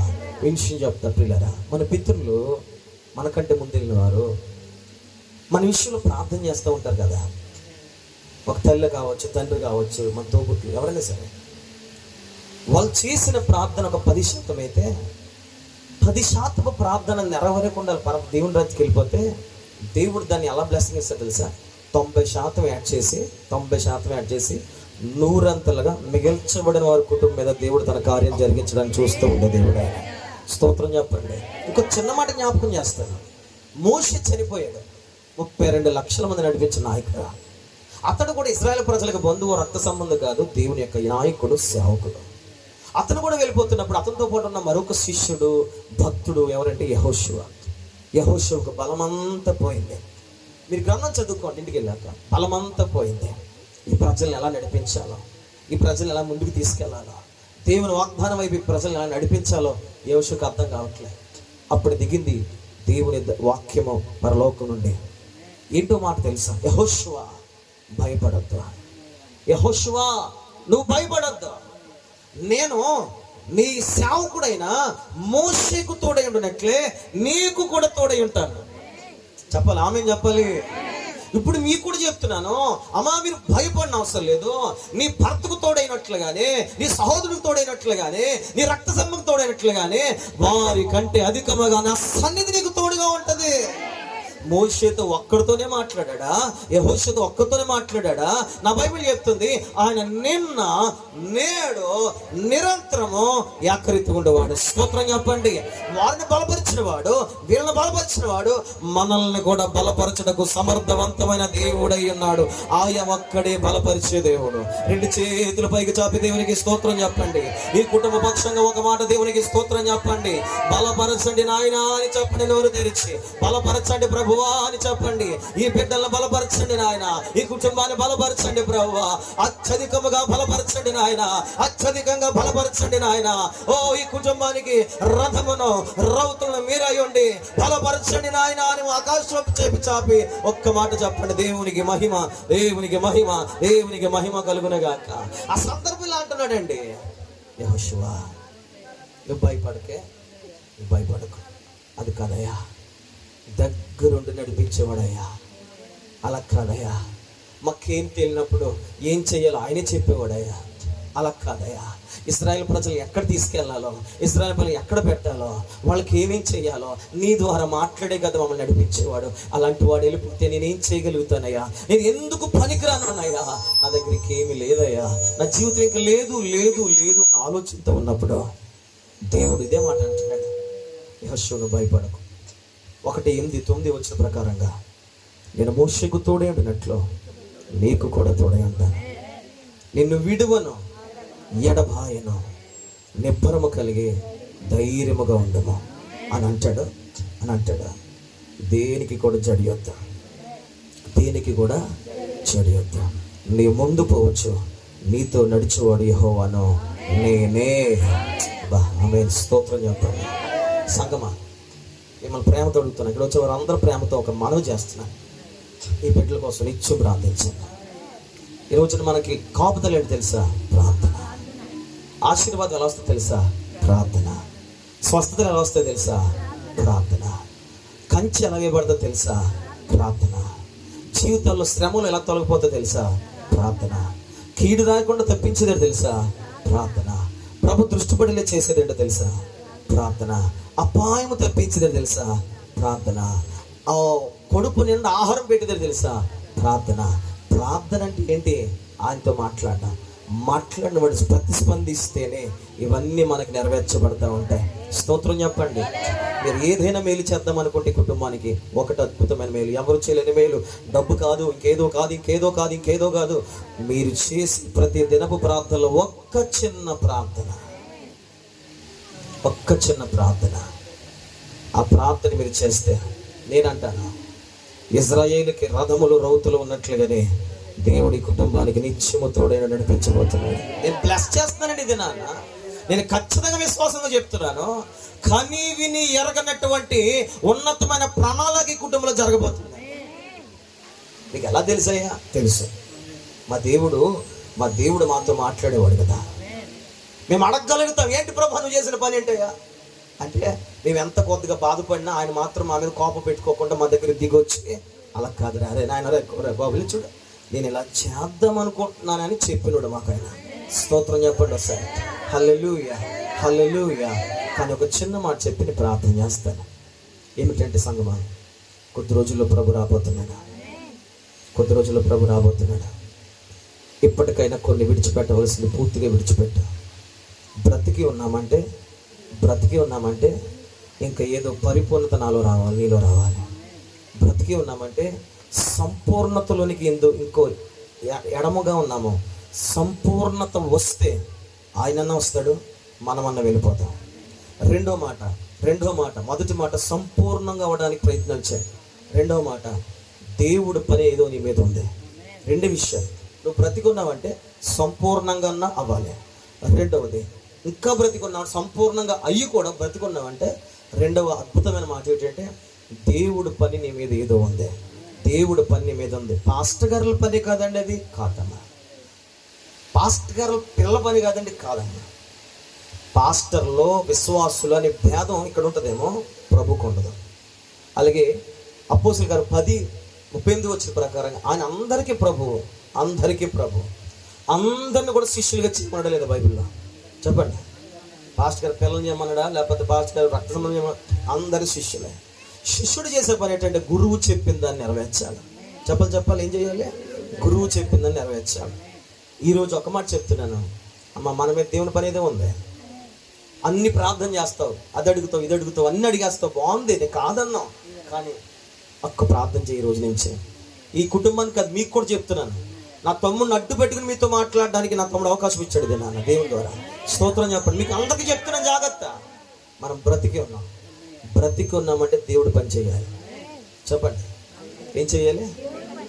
దేవుని పని చేయాలి. మూడో చెప్పన, బ్రతికి ఉన్నామంటే ప్రేమ కలిగి ఉండాలి. మొదటిది సంపూర్ణంగా అవడానికి ప్రయత్నం చేయండి. రెండవది దేవుని పని చేయండి. మూడవది ప్రేమగా బతకండి. తల్లి ఈరోజు మన కార్యం చేశాడా? పోన్లే వదిలే, దేవుడు చూసుకుంటూ వదిలేసి. కన్ను మాత్రం ప్రేమను ఇద్దా. మళ్ళీ అన్యాయం చేశాడా అంటే కొట్టేద్దామంటారు, వద్దు. అది నా దేవుని ఆలోచన కాదు, అది నా దేవుని మనసు కాదు. అది ఏంటి ఆయన ఆలోచన అంటే, ఆయన నిన్ను వాడిని ఒకే కనుతో చూస్తున్నాడు. అందరి ఎడల ఒకే ప్రేమ కలిగి ఉన్నాడు. నాలుగో మాట చెప్తున్నాను, మొదటిది సంపూర్ణత, రెండవది దేవుని పని, మూడవది దేవుని ప్రేమ, నాలుగవది ఒకరి ఎడల ఒకరు క్షమాపణ కలిగి ఉండండి. నాలుగే మాటలు చెప్తున్నాడు కదా. ఒకరి పట్ల ఒకరు క్షమాపణ కలిగి ఉండండి. ఇది ఎవరితో తెలుసా ఈ ఆలోచన? ఇది దేవుని ఆలోచన. పెద్ద పెద్ద సేవకుల దగ్గరికి వెళ్ళి 4 మాటలు పట్టుకుంటే అడగండి, అయ్యా పలానా పాస్టర్లు చెప్పాడయ్యా నిజమేనంటాను అడగండి. నాకు తెలిసిన బైబిల్ చదివిన ఏ సేవకుడైనా సరే అవును అని ఒప్పుకోవాల్సిందే. ఇది నన్ను మరలా చెప్తున్నాను, మనం సంపూర్ణ అవ్వడానికి ప్రయత్నం చేయాలి, దేవుని పని చేయడానికి ప్రయత్నాలు చేయండి. 3వది ప్రేమ కలిగి ఉండడానికి ప్రయత్నం చేయండి.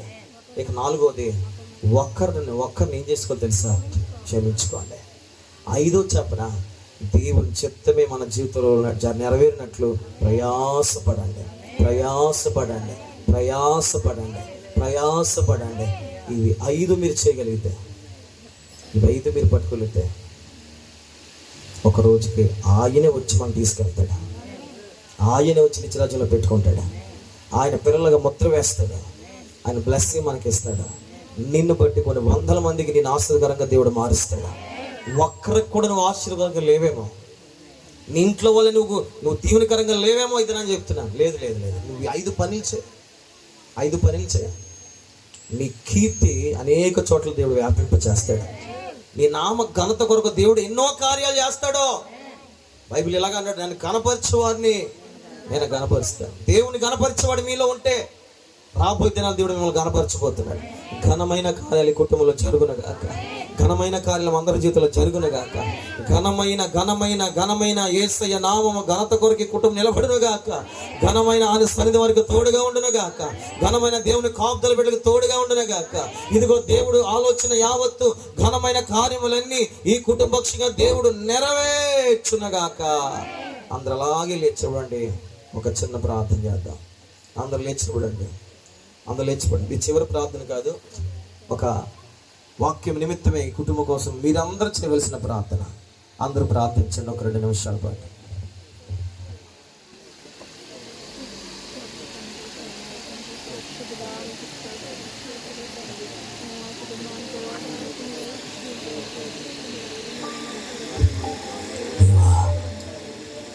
యేసయ్యా నీకు స్తోత్రం నాయన, ప్రభువా నీకు స్తోత్రం రాజా. మా సంఘం అంతా ప్రార్థించండి కుటుంబం కోసం.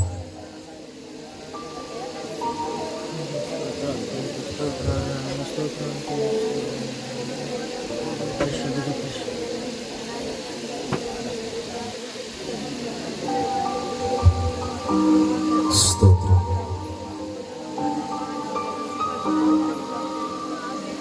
మీ అందరి ప్రార్థన ప్రభు ఆలకిస్తారండి, మీ అందరి ప్రార్థన ప్రభు ఆలకిస్తారు. బ్రతుకునావా పగిలినా కడలి పాలైనాను,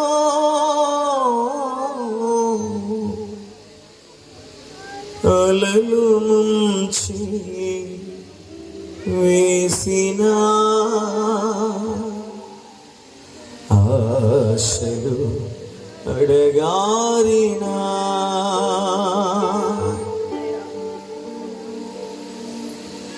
బ్రతుకునావా పగిలినా కడలి పాలైనాను,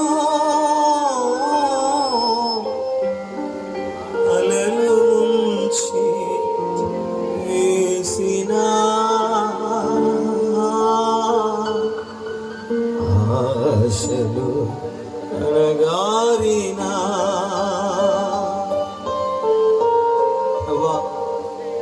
నీ మాట చాలయ్యా,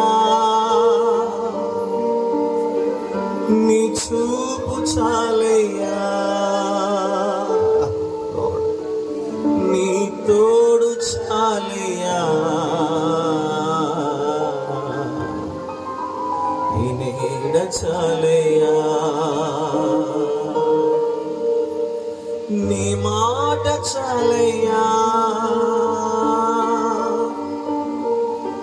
నీ చూపు చాలయ్యా, నీ తోడు చాలయ్యా, నీ నీడ చాలయ్యా. ఆస్తులన్నీ పోయినా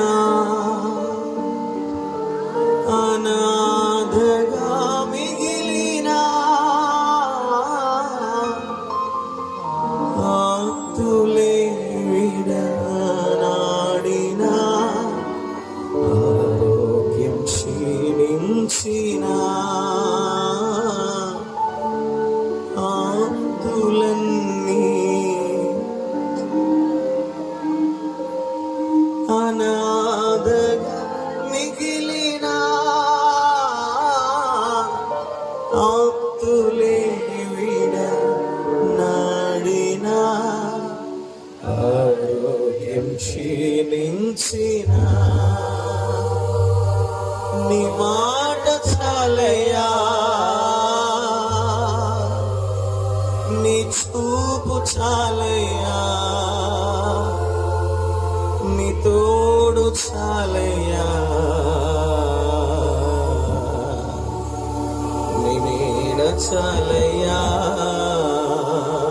ఆఖరిగా నీ మాట చాలయ్యా, నీ చూపు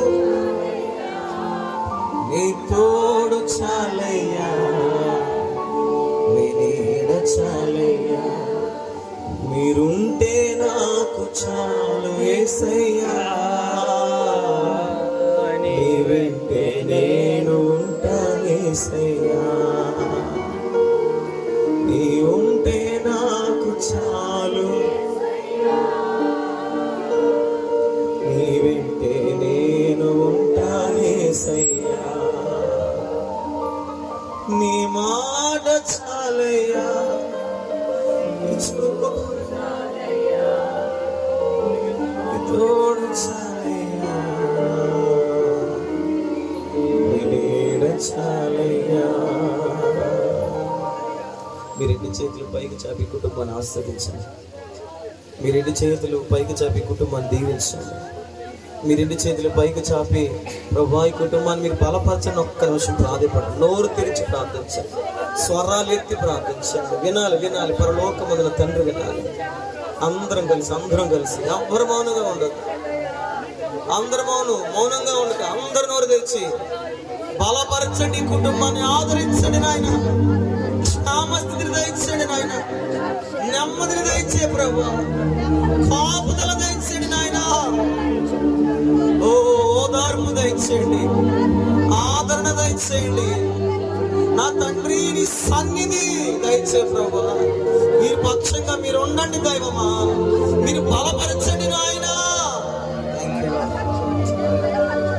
ఆదరణ నీవేగా, ఆనందం నీవేగా, ఆదరణ నీవేగా, ఆనందం నీవేగా. ప్రార్థన చేస్తారు మన మధ్యన సహోదరులు కుటుంబ ఆదరణ కొరకు ప్రార్థన చేస్తారు. విజయ్ గారు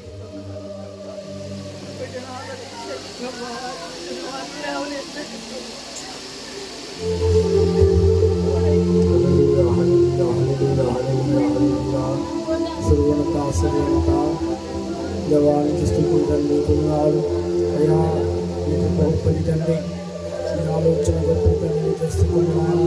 మీ ప్రణాళిక గొప్పది నాయన. కొన్నాళ్ళు దేవా మీ వాక్యం ద్వారా మాతో మాట్లాడినందుకు నీ కొన్నాళ్ళు తండ్రి. దేవా పాడండి, స్థుతులండి అనేదండి. నీ యొక్క మాట లేదు నీది ఉన్నదని నేను నమ్ముచున్నాను తండ్రి. నేను చేస్తున్నాను. నీవు తప్ప వేరొక దేవుడు మాట్లాడలేడు నాయన. అయ్యా నువ్వే మాట్లాడే దేవుడు దేవరాజా, నా విమోచకుడు సజీవుడు అని వాక్యం చెప్తున్నా నీకేస్తున్నాడు. దేవా ఎలిషాదనీసయా ఏ దేవాజా ఏం వెళ్ళినప్పుడు అయ్యా నీకేస్తున్నాడు. దేవాజా నీకేసుకుని తండ్రి ఎలిష ఎలా అయితే ఉన్నాడో దేవరాజానికి స్థితాలతో నీకున్నాను. ఈ యొక్క సంఘం, ఈ యొక్క కుటుంబంలోకి సంఘం అలాగే దేవాజా నీకు స్థితాలతో నీకు ఇస్తాను దేవానికి ఉన్నాను. అయ్యా నీ భక్తుడు అయ్యా లేదా నీ యొక్క దేవాజా బిడ్డ లేదా రాజానికి స్థితాలు నీ కుమారుడు నీ చెంతకు చేరి ఉన్నాడని నేను నమ్ముచున్నాను నీకున్నాను. దేవరాజా నా తండ్రి అయా రథము ద్వారా గుదము ద్వారా వెళ్ళి నమ్ముచున్నాను. దేవా నీ ఆదరణ కుటుంబానికి రప్పించండి.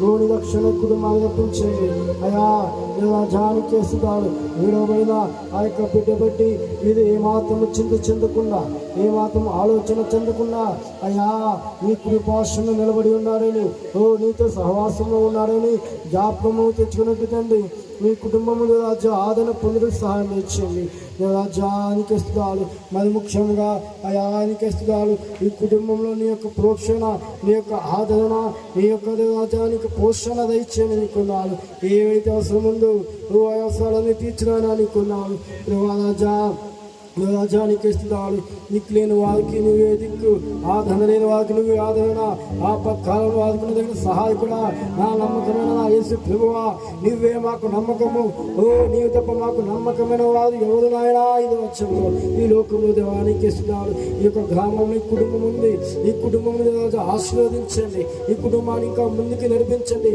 సంఘం ప్రార్థన చేసినది ఆ సంఘ ప్రార్థనను విన్నావు సంఘంలో ప్రతి వ్యక్తి ప్రార్థన చేస్తున్నా తండ్రి ఈ ప్రార్థనని పాలసని చేర్చిన దానికి తండ్రి గొప్ప ప్రణాళిక లేదా గొప్ప ఆలోచన గొప్ప క్రియలు రానున్న రోజుల్లోనూ చేయబోతున్నామని నేను నమ్మొచ్చున్నాను ఆయన నీకు వేస్తున్నాడు నమ్మిన వానికి సమస్తము సాధ్యము అన్నవాడా నా యేసు ప్రభువా ఇద్దరు ముగ్గురు ఎక్కడైతే నీ నామమున ఏదైతే అడుగుతారో అది ఇస్తాను నాకు దేవా ఇగో సంఘము ఇక్కడ ప్రజలు ఈ గ్రామ ప్రజలు మేము అడిగి ఉన్నాము ఈ యొక్క పోషణ రక్షణ దయచేయమని ఈ కుటుంబానికి ఆదరణ అన్న దయచేయమని ప్రార్థన చేస్తున్నాము అయ్యా నువ్వు వచ్చున్నావు నువ్వు విని ఉన్నావు నీ కాయము దాల్చనికి ముందు రాజానికి వేస్తున్నావు తండ్రి ఆ నీతి మందుని జ్ఞాపకం చేసుకుంటా అయ్యా ఎంతో రోజు మేలు కదవా ఎంతో మంచిది కదా నాయన అనుకున్నాడు అయ్యా నీకు వేస్తున్నాడు అయ్యా నీ కుమారుని నీతి మందిగా చేసుకొని నీ పాదము లేదా నీ యొక్క కృపాశ్రంలో నిలబెట్టి నీతి పని స్తోత్రము అలాగే తండ్రి ముఖ్యంగా తండ్రి అయ్యా నీకున్నాడు ఈ యొక్క కుటుంబంలో రాజు ఏదైతే అవసరంలో మనకు సదరిస్తున్నాడు నువ్వు తీర్చండి ఆదరణ దయచేయండి దేవా నీవే మాకు ఆధారము నీవే మాకు ఆధారము నీవే మాకు ఆధారము నాయన నీకున్నాడు దేవరాజానికి వేస్తున్నాడు దేవా నీ విలువైన ఆశ్రయపురము మీదకి దయచేయండి నీ విలువైన ఐశ్వర్యమును దయచేయండి నీ విలువైన ఒక గొప్ప ఇల్లు దేవాజ ఏదైతే ఆలోచిస్తున్నారో ప్రతి వీరికి దయచేయండి అయా నీకు ఇస్తున్నారు వాళ్ళ ఆలోచన మాకు తెలివి కానీ దేవాజ వారి యొక్క ఏవైతే అనుకున్నా మాకు తెలియదు కానీ ముఖ్యంగా మాకు తెలిసిన ఒకటే ప్రభా నీవే వారి ఆలోచన వారి యొక్క దేవాజ ఏవైతే అనుకున్నావో అవన్నీ తీర్చినయా నీకు చేస్తున్నారు అయా కుటుంబం చుట్టూ మీ రక్షణ ఉంచండి ఏ దుష్టుడు కానీ ఏ దుష్ప్రభావం కానీ వీరి మీద రాకుండా చూడండి నీ కంచెను ఉంచండి ఆయన నీకేస్తున్నాడు అయా నీకేస్తున్నాడు రానున్న రోజుల్లో వీరికి ఏవైతే నువ్వు చేయదలుచుకున్నావో నీ చిత్తానుసారంగా దయచేయమని వచ్చున్నా నీకేస్తున్నాడు బలమైన కార్యములు తండ్రి చేస్తూ గొప్ప సాక్ష్యము మేము వినుటకు మాకు సహాయం దయచేయమని నా చర్యనే శుభశుద్ధనామా ప్రతి మాలు వేడుకొచ్చున్నాను ఘనమైన మా తండ్రి ఆమేన్. సమయంలో అందరూ కూర్చోండి. మరి కుటుంబ సభ్యులు కానీ ఎవరైనా సరే ఒకరు వచ్చి మరి చిన్న సాక్ష్యాన్ని మీరు పంచుకున్న తర్వాత కుటుంబ సభ్యులందరికీ మరి ఆశీర్వాద ప్రార్థన చేసిన తర్వాత అలాగే మీ కొరకు ఏర్పాటు చేసినటువంటి ఆ విందులో మీరు ఆలోచించి కొంచెం ఆదరణ కొరకు మరొక్కసారి ప్రార్థన చేసి వెళ్ళవలసిందిగా ప్రభుత్వం మనం చేస్తున్నాం. రండి.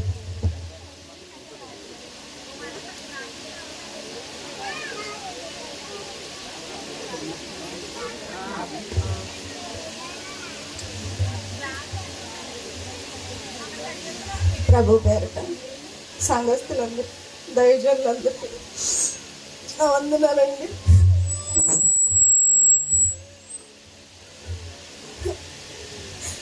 దేవుడు తమ్ముడు రీతిన ఎన్నో లేవనెత్తాడండి, అద్భుతాలు చేశాడు.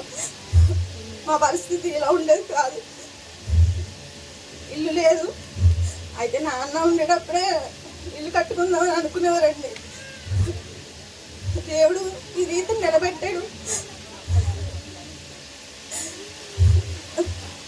తమ్ముడికి గృహం ఇచ్చాడని దేవుడు, నేను చాలా సంతోషపడ్డానండి. ఆ బిడ్డ రక్షణ తీసుకున్నప్పుడు నేను ఇంకా సంతోషపడ్డాను. ఆ బిడ్డ సంఘంలో ఒక మూల స్తంభంలో ఉంటాడని ఆశపడ్డాను.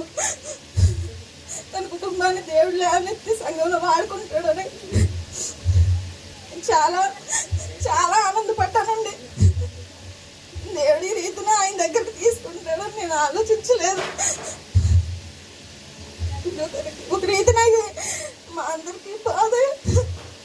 ఆయన ఎందుకంటే ఎవరైనా ఎప్పటికైనా అక్కడికి వెళ్ళవలసిన వాళ్ళమే కదా. ఈ లోకం ఎప్పటికీ ఎవరికి శాశ్వతం కాదు. దైవజన్ చెప్పినట్టు గొప్ప ఆశీర్వాదం, గొప్ప కార్యం దేవుడి కుటుంబం పట్ల నియమించి ఉన్నాడని నేను నమ్ముతున్నానండి. ఎంత బాధ అయితే దేవుడు ఈ కుటుంబానికి ఇప్పుడు కలిగించాడు. అంతని కూడా ముళ్ళు తీసేసినట్టు తీసేసి అంతకి రెట్లు ప్రశాంత్ వలన పిల్లలు అందరూ, కుటుంబం అందరూ కూడా మళ్ళీ సంతోషంగా ఉండేలాగా దేవుడు, నేను కాదండి తమ్ముడే చెప్తున్నాడు దేవుడికి అన్నీ. మా కుటుంబంలో ఈ సంవత్సరం బట్టి కూడా ఏ బాధ వచ్చినా, ఎవరికి ఒంట్లోకి పోకపోయినా తమ్ముడు ద్వారానే దేవుడు దైవజనులు మాట్లాడుతున్నారండి. ఏ రకంగా ఈ బాధని వెళ్ళగక్కాలో నాకు అర్థం అవ్వట్లేదు. అయితే నేను ఎంత ఏడ్చినా, ఇక్కడ ఉన్న వాళ్ళు ఎంత బాధపడినా కానీ తమ్ముడు ఇప్పుడైతే ఇంకా కనిపించడు. కానీ మీ అర్థిస్తున్నానండి, మీ అందరిని అడుక్కుంటున్నాను, దయతో ప్రార్థన చేయండి. మీ అందరి ప్రార్థన మాత్రమే.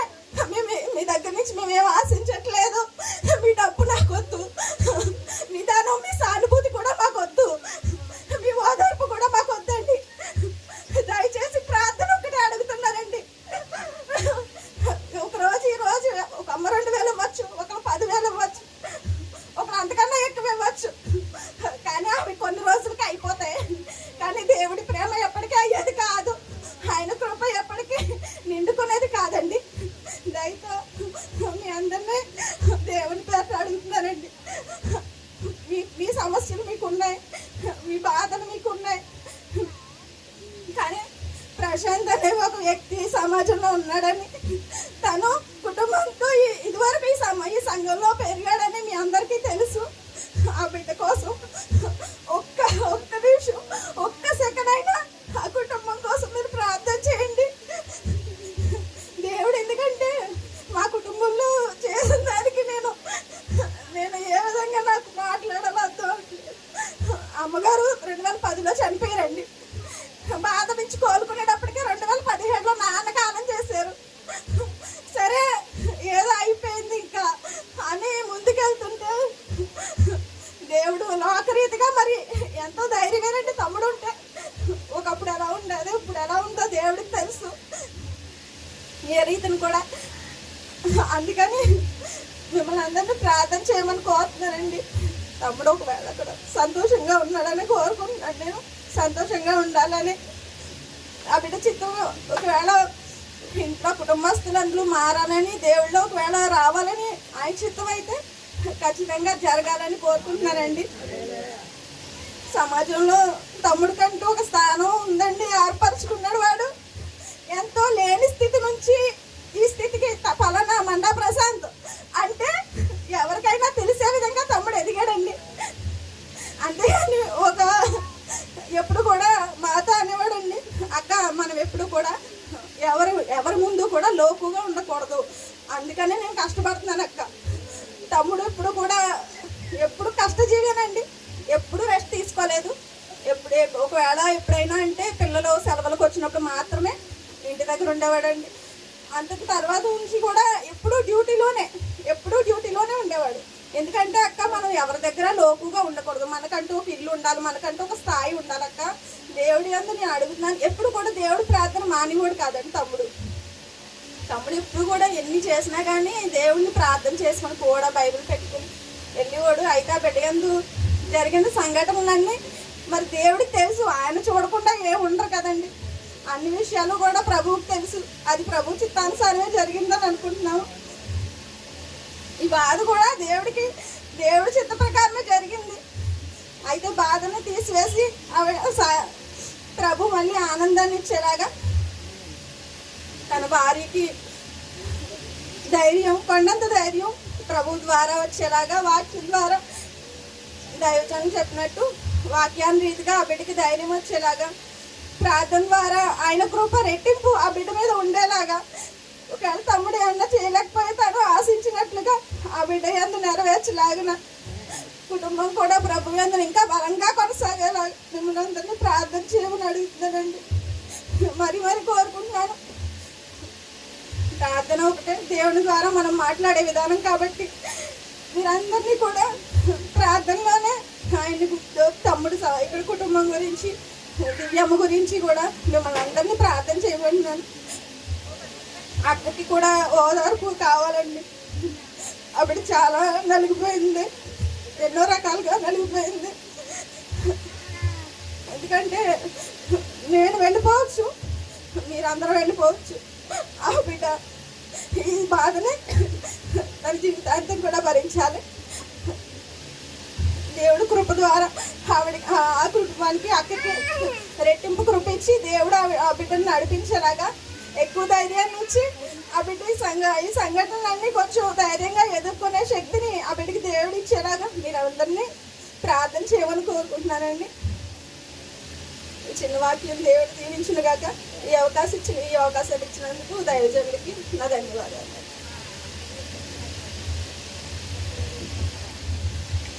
చివరి ప్రార్థన కుటుంబ సభ్యులందరూ కూడా దగ్గర రండమ్మా. దైవజనులు మీకోసం వచ్చిన ప్రార్థన చేసుకోవడానికి ముగిస్తారు.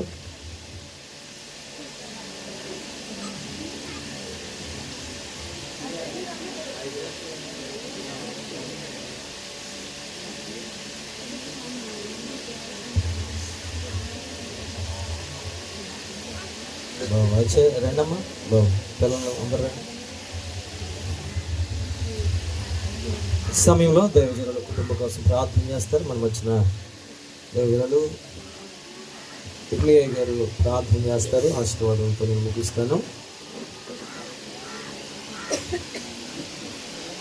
మీ చేతులు, మీ కుడి హస్తాలు బిడ్డల మీద ఉంచండి. కుటుంబ సభ్యులు ఆశించిన ఒకటే ప్రార్థన. అందరూ కూడా ఈ దినాన్ని ప్రార్థించేద్దాం. మీ కుడి హస్తాలు బిడ్డల మీద చాపండి. ప్రార్థన చేసుకుందాం. మహోన్నతుడైన తండ్రి, సర్వాధికారి ప్రభువానికి స్తోత్రాలు. అయా ఈ ఉదయకాల సమయంలో నీ ప్రియ కుమారుడు ప్రశాంతం గారు అయా ఈ జ్ఞాపకాధికుడిక ద్వారా మరొకసారి కలిగిన విశ్వాసము కుటుంబం అంతా ఉండడానికి, అలాగే ఆ రక్షణ మార్గంలో నడిపించడానికి అయా నువ్వు ఇంకా వారి జీవితాల్లో అనేకమైనటువంటి మేలులు రాబో కాలంలో చేయబోతున్నామని విశ్వాసముతో ఆయన స్థుతిస్తూ ఉన్నాను. నాయన ముఖ్యంగా ప్రపంచాన్ని జ్ఞాపకం చేసుకోండి. మాకు మంచి ఓదార్పు ఆదరణ దయచేసి ప్రభుత్వ జీవితంలో అలాగే ఒక అద్భుతమైన కార్యం జరిగించారు. ఆ బిడ్డ జీవితంలో కూడా ఒక మేలైన కార్యం మీరు జరిగిస్తారని నమ్ముతున్నాను. ఆయన మా ఆలోచన వేరు, మా తలంపులు వేరు. నీవు తండ్రిగా ఉండి అయా బిడ్డలుగా మా ప్రతి విషయంలో మేలు కోరి దేవుడు అయినావు ప్రభా. ఆ బిడ్డ కన్నీటిని మీరు నాట్యముగా చేయబోతున్నారు. మీకు స్తోత్రాలు. ఆ దుఃఖ వస్త్రమును తీసివేసి సంతోష వస్త్రమును ధరింప చేయబోతున్న విధానం నీకు వందనాలు చెల్లిస్తున్నాను ఆయన. అయ్యా నీ కృప చేత లేమనెత్తండి ప్రభా. నీకు స్తోత్రాలు. మరి పెద్ద అక్క గారి కుటుంబాన్ని దీవించండి, కుటుంబాన్ని ఆశీర్వదించండి, అయా బలపరచండి ప్రభా. నీకు స్తోత్రాలు. ఆ చిన్న కుటుంబాన్ని కూడా దీవించండి, ఆశీర్వదించండి. వారి కుటుంబాల్లో ప్రభా తండ్రి తమ్ముడు లేని లోటు అయ్యా మీరు మాత్రమే తీర్చగల దేవుడవు ప్రభా. ఆ ఓదార్పు ఆదరణ హృదయాలకు నెమ్మది మీరు దయచేయండి. ఇదిగో నా తండ్రి నాయన, నీవు మాత్రమే వారికి కావాల్సిన ప్రతి అక్కరలు తీర్చగల దేవుడవు ప్రభా. నా తండ్రి వారి పట్ల నీ దయ, నీ జాలి, నీ కరుణ, నీ వాత్సల్యత నింపమని ప్రార్థన చేస్తున్నాను. వారి బంధువులను జ్ఞాపకం చేసుకో. కుటుంబాలు ఇంకెవరైతే రక్షించబడలేదో ప్రభా నీ రక్షణ మార్గములలో ప్రతి ఒక్కరిని కూడా నడిపించారు.